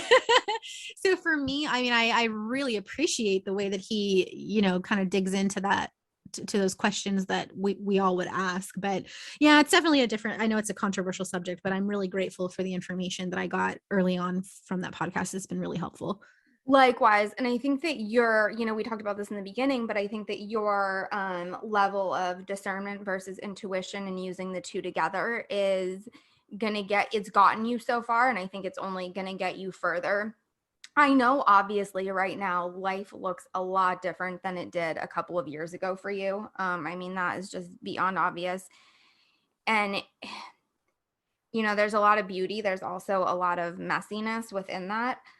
So I'm curious how you feel going forward, kind of your functionality of life, present time, and then how you feel God has kind of placed these gifts in your life to kind of further either your career or just you as a person, like developmentally wise. I'd just be curious to hear kind of how you want to use, and I don't ever refer to Lyme as a gift, but we do know that it's a teacher, it's a gift. And I'm just curious kind of how you want to use your knowledge, your gift, your wisdom, your beauty in the future. Yeah. Well, yeah, it's been a pretty crazy journey the past 2 years. Like I said, the 2020 and the lockdown and pandemic, obviously being in LA, things were super locked down here. I mean, we couldn't even leave the house at all past a certain hour. I mean, we were locked down. So that was a good time for me to be able to rest and have that time to really understand a little bit more of, my diagnosis and where I'm at. And to really go through all my stages of grieving who I was, the person I thought I was going to be, just all of the changes, because I think a lot of times you get so wrapped up in the quote unquote diagnosis and the treatments and things like that. And you do kind of forget, like, to give yourself a little bit of grace in what's going on and to treat that side of it as well. So I really just had to let go of so many things. And I felt like a massive failure, and I felt like I was of no value. And it was really hard for a long time. And so now I'm in a place where, I still, like I said, I suffer from a lot of issues with the babesia. I have my walker that sometimes I need to use because I just feel weak. And it's almost more of it does give a visual to what's going on, because sometimes I just suffer so intensely. And, I look, as you say, beautiful on the outside. And it's like, I kind of just need you to know, like, I'm not okay, because I am such a, like, extrovert type of a person, and I'm very friendly, and I try to just like really lead with a foot of kindness. And so if I'm having a day where I just don't have anything else to give, I'm out of spoons, if you will. I'm like, I need to have a sign around my neck that just says like, I'm out. The shop is closed. So sorry. So if I have to go, take my little 7-pound Chewini outside for a walk, I'm like, I'm just going to bring my walker. So like, maybe I can just, nobody can bother me. And also if I run out of breath at the end of the blog, I can just sit down for a minute. So that's kind of where I'm at now with it. But, I definitely have come to a really beautiful place of acceptance with it. So, I'm in school of ministry right now, with my church. And so I'm really, building up just my strength inside on my heart, my spirit, all of those things. I have an amazing understanding of where my body's at. I have amazing resources like this podcast. And so, like I said, even that thing that you posted last night, Margot, I'm just like constantly finding out new information and new ways to take care of myself. At the beginning of this year, I just decided to fully commit to healing. It just took a long time for me to grieve, to understand, and then to finally come to a stage of acceptance where I was ready to commit to making changes in my life. So, I'm blessed to be in a situation where I can work from home, and I am of value in other ways. So I'm actually going back to that place of being an artist manager for Philip and his partner and for our businesses. We have an amazing business. We make silicone cape seals, they're like neck strips. So they prevent all the itchy hairs from going down you when you're getting your hair cut. Matt, I don't know if you ever take care of your beard, but it works for beard grooming too. Yeah, I don't know if it's going to work so well for my hair, but considering I don't really have any hair, but maybe my facial hair, it can come in handy. Yeah, it's good for men's grooming. But there's a lot of work to be done there. So it's just really shifting and realigning and realizing where I want to prioritize my energy. And then, like I said, I have the rebounder. So it's a mini trampoline. And I finally, that was a huge success for me. That was a really big victory because I loved exercise before and I was a huge lover of running. And so the fact that I couldn't do that was really depressing. And so I remember when they first told me like, oh, you have Lyme disease, so you're exercise intolerant. And I was like, that's a thing? That's horrible.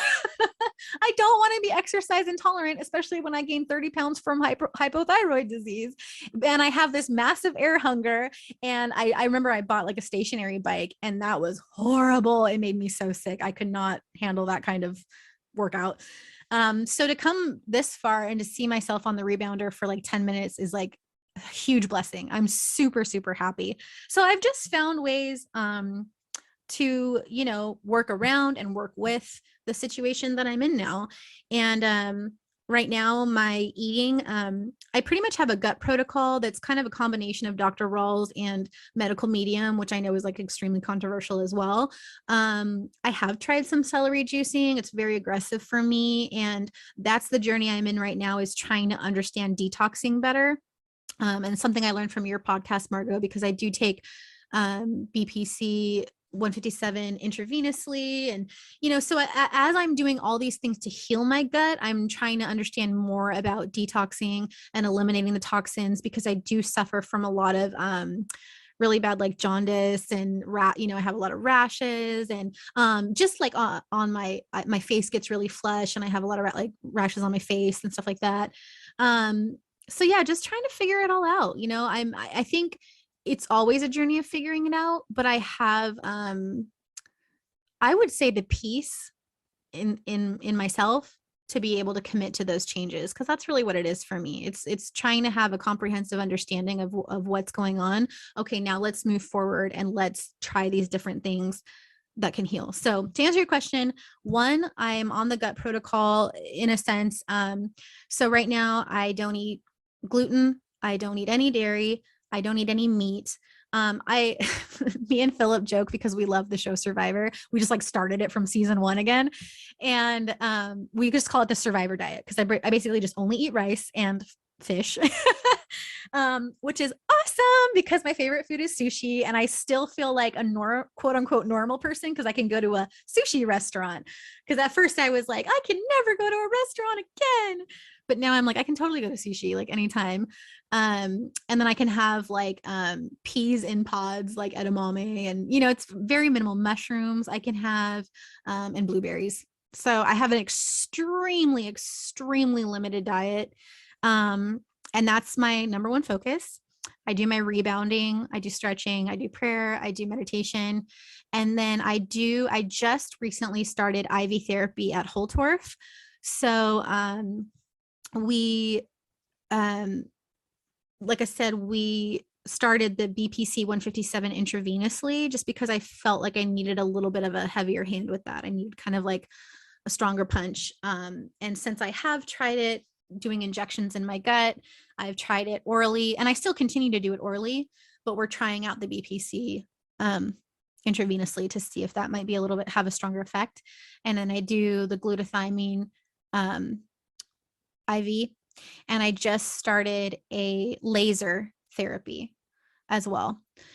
So I'm just trying some IV therapies there. And I think it's just a combination of keeping your spirit strong, keeping your body strong, having a strong support system. So that's kind of where I'm at right now in terms of treating myself for what's going on. And then when I have babesia flare-ups, sometimes Dr. Lawfer will give me, depending on how bad they are, that's the only time that he'll really treat with like a medication. So it got so bad that I couldn't do anything. I couldn't move because I couldn't breathe, or my air hunger was so intense. So he had me on, sometimes we'll try ivermectin, so we just treat accordingly. And then the only thing that I'm trying to get off of right now is I do use, sorry,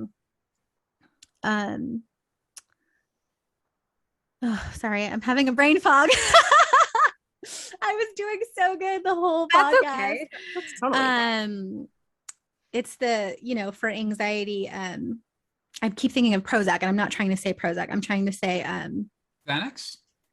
Thank you very much. I don't know why I couldn't think of the word. Damn. So I do dose with Xanax as needed, which is really to calm my nervous system. Like if I have to leave the house for like extended period of time, or I'm in a situation where, sometimes even if I have my IV treatments and I know like I'm really not feeling good and my nerves are all over the place, I might take like a half of a 0.25 milligram of that, which is really interesting. I was wondering if you guys had ever heard of this, because I haven't seen my psychiatrist in a really long time, but the last time I saw her and we were discussing my Lyme disease, she shared with me that the psychiatric field is starting to recognize Lyme, period, but also the benefits of treating Lyme with Xanax. I don't know if you guys have ever heard of that. Well, I think so my opinion on that is, and it's interesting you bring it up because like Allie Hilfiger, for example, she was led to her Lyme diagnosis after being institutionalized for mental health and being put into a mental institution by her father. Right. And I think a lot of times our nervous system and that fight or flight state is what prevents us from healing and taking steps forward. So you mentioned, you gave us a really powerful quote before that you had to have peace to commit, right, to change. And you needed the momentum to move forward to try different things to heal. And I think when you're in a constant state of fight or flight, you're never going to have peace about committing to change because you're overwhelmed. Mm-hmm. And I think something like Xanax will help calm you down and maybe give you the peace to move forward and actually try to heal. And it's been my experience in my own journey, and also after interviewing 250 people, that you are not going to heal if you're in a constant state of fight or flight. You have to address your nervous system. And in my personal experience, I was afraid to try anything because I was so overwhelmed and in fight or flight. And I had to balance my nervous system to be able to then have a clear mind and not have the fear to treat. And I think there's a connection there between those things, if that makes sense, Dani. I don't know, did that answer your question? Yes, it does. And that's kind of my understanding of what my psychiatrist was explaining to me, is that they're, it's not a situation where you're like abusing that because Xanax is typically treated or used for X, Y, and Z. It's like, well, you know what, when you're looking at it in this context, it really has these amazing benefits because of all the things that you just said, Matt. And I appreciate that because she, earlier on, she was giving that to me and I was like, I don't want it. I really don't want it. I don't like that. I don't want to use it. And eventually she's like, it's okay. Like, why are you're self-inflicting this struggle so intensely? And I'm like, you know what, you're right. Like, I'm maybe because of my history, like I said, of those things, I had never had Xanax before, but whatever, that one time, or these different things.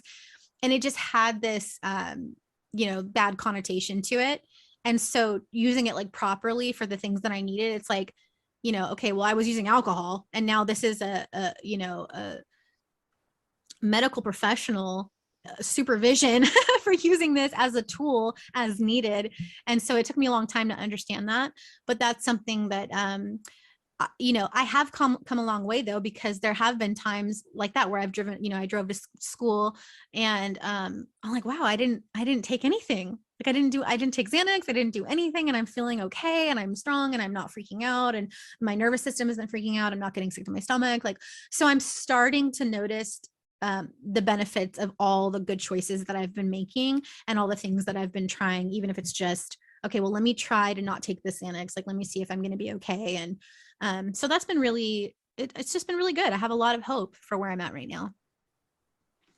I like that. And Matt and I have spoken. I think I spoke on the podcast a bit about this, but there's the whole slew of controversy of you're using benzos, and there's always like a stigma. And I think that there's a bridge versus a band-aid, and we've kind of spoke about this a bit, but I don't feel like in this case that they are a band-aid. I feel like they're a bridge to calm the nervous system to then engage healing, and healing cannot happen without sleep. Healing cannot happen without pooping. And I know a lot of people that a small dose of a benzo and they're going to the bathroom because it relaxes the vagal nerve. I mean, it relaxes so many things. The fact that there's, I think, a really gnarly stigma of, well, now that's just a Band-Aid and you're just like masking your problems and blah, blah, blah. There's pharmaceuticals, and there's ERs, and there's hospitals for a reason, Right. And that was actually the first time that I was even open to using the Xanax was in my EDMR therapy, because she was like, okay, is it okay if I tap you? And I was like, no, I don't want you to touch me. I'm a very affectionate, like loving person, but there's just something about, like I said, I need to know, what is this? Why is this happening? I need to understand before I can engage. And so that didn't work out. I was just like, that's not for me. I don't even like to do yoga. So I'm not going to sit here and zen out and let somebody like tap my face. I just can't do it. But when the EDMR, I'm like, I made her explain it to me over and over and over. And when you do EMDR for us, I just sit there with my eyes closed for a long time, and she just watches me, and there's no talking. So initially I was like, I cannot do this. I can't even just sit here and be quiet, let alone have someone watching me do it. It was very bizarre. So even in that regard, to a tool to healing, it was like taking a little bit of something like that. I wasn't thinking about the fact that she's watching me. This is uncomfortable for me. It's stressing me out, whatever. It was like, okay, now I can actually, I don't take so much to where it affects the treatment that I'm doing, but at the same time, it allows me to get there. Like you said, it's a bridge.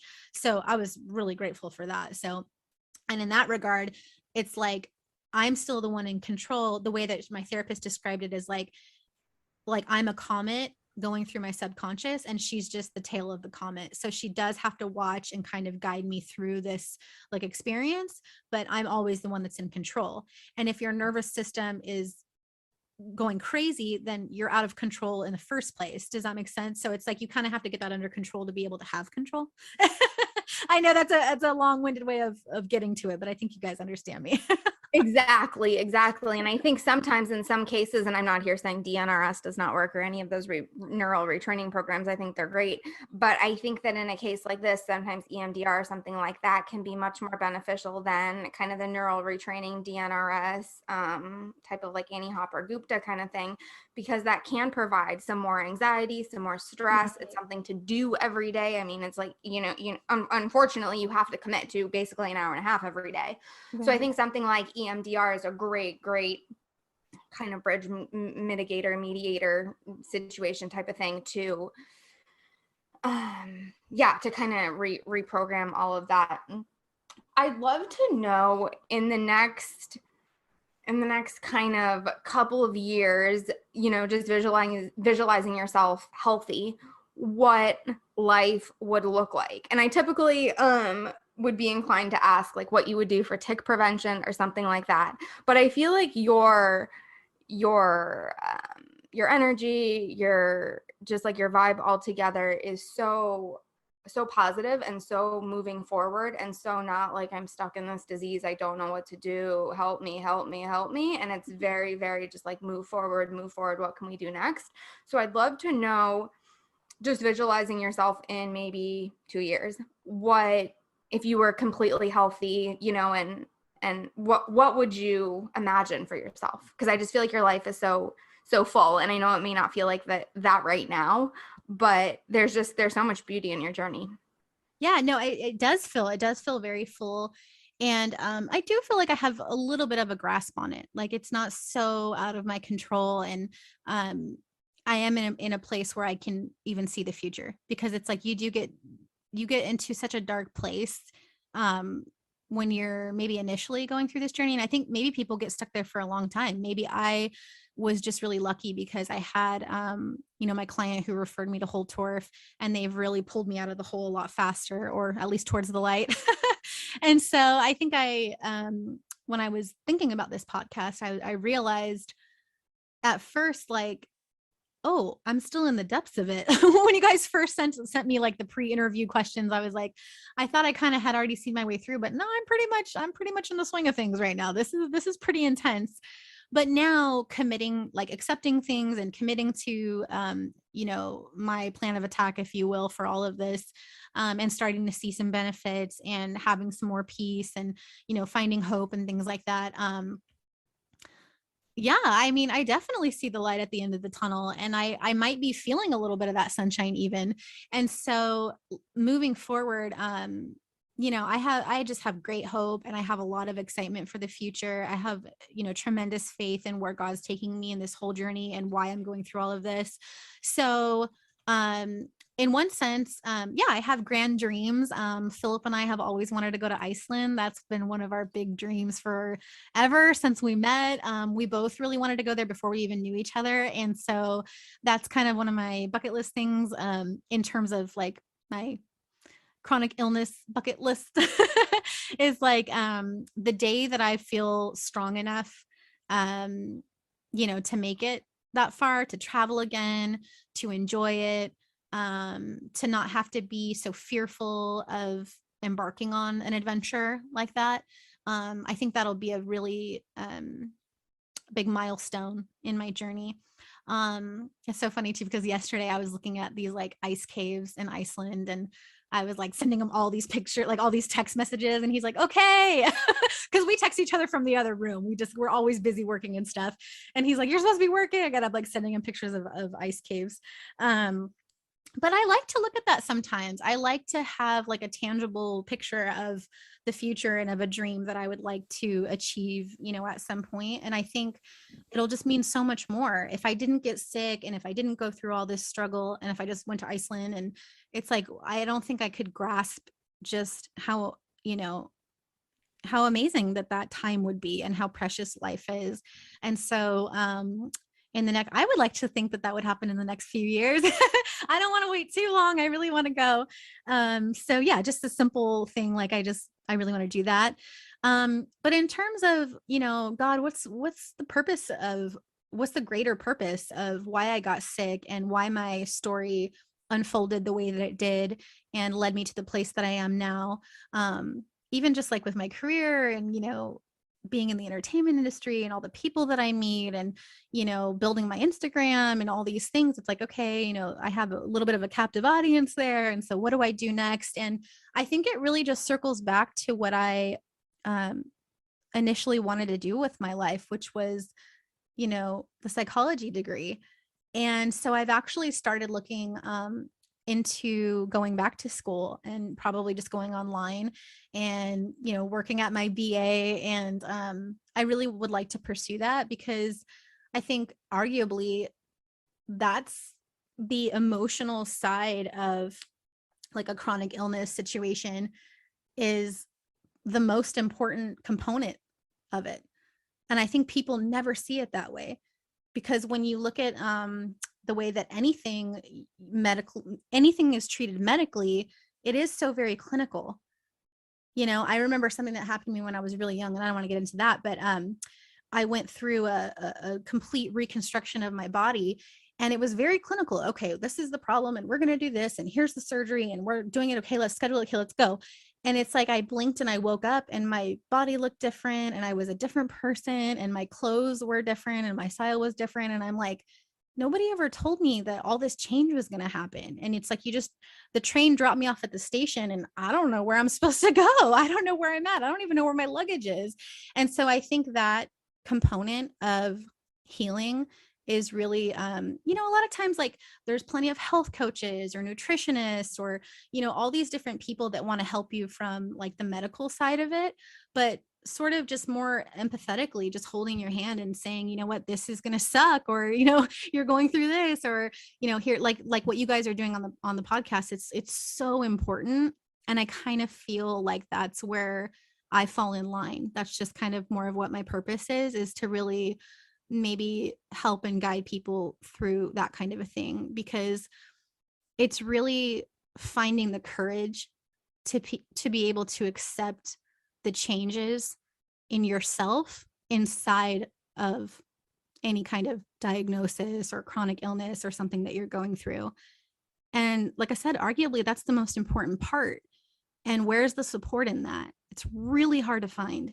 Even if I found it like a support group on Facebook or something like that, it was still so dogmatic, or these different things. It's like, you know what? I'm still a person. Like, I'm a person, I'm a spirit, I have a heart. And like, can you just be my friend and just talk to me and just sometimes just cry with me and just like hold my hand and just be like, yeah, this really sucks. You know, it's just something simple like that. It's just so needed, and it's so unavailable. And so if I could help anybody else through that in any regard, it could be a physical diagnosis, or it can be a broken heart. It could be anything, you know? And so I have started doing some work. Like I said, I go to my school of ministry just to understand how to answer questions better and how to, you know, just be equipped to help other people. But I would like to go back to school because, I mean, I think, you know, having a little bit of a qualification, I'm sure will be very helpful. But yeah, I would just pray that God can just guide me in that direction to being able to help people that way. And that is what I try to do, even just on my Instagram now. Like when people reach out to me with DMs and things like that, I don't just say, oh, here's this book, blah, blah, blah. Oh, take this, you know, protocol. Here's a supplement.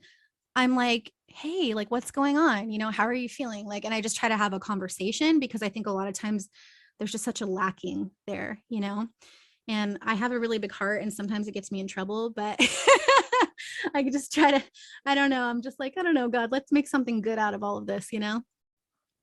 Yeah, no, you have an absolutely beautiful heart. I'm so glad that we had the privilege of having you on. Thank you so much for joining us on the Tech Bootcamp podcast. This was absolutely beautiful. Your story is beautiful. You are, all the insights that you have are beautiful. I think I know so many people are going to get so much benefit out of this.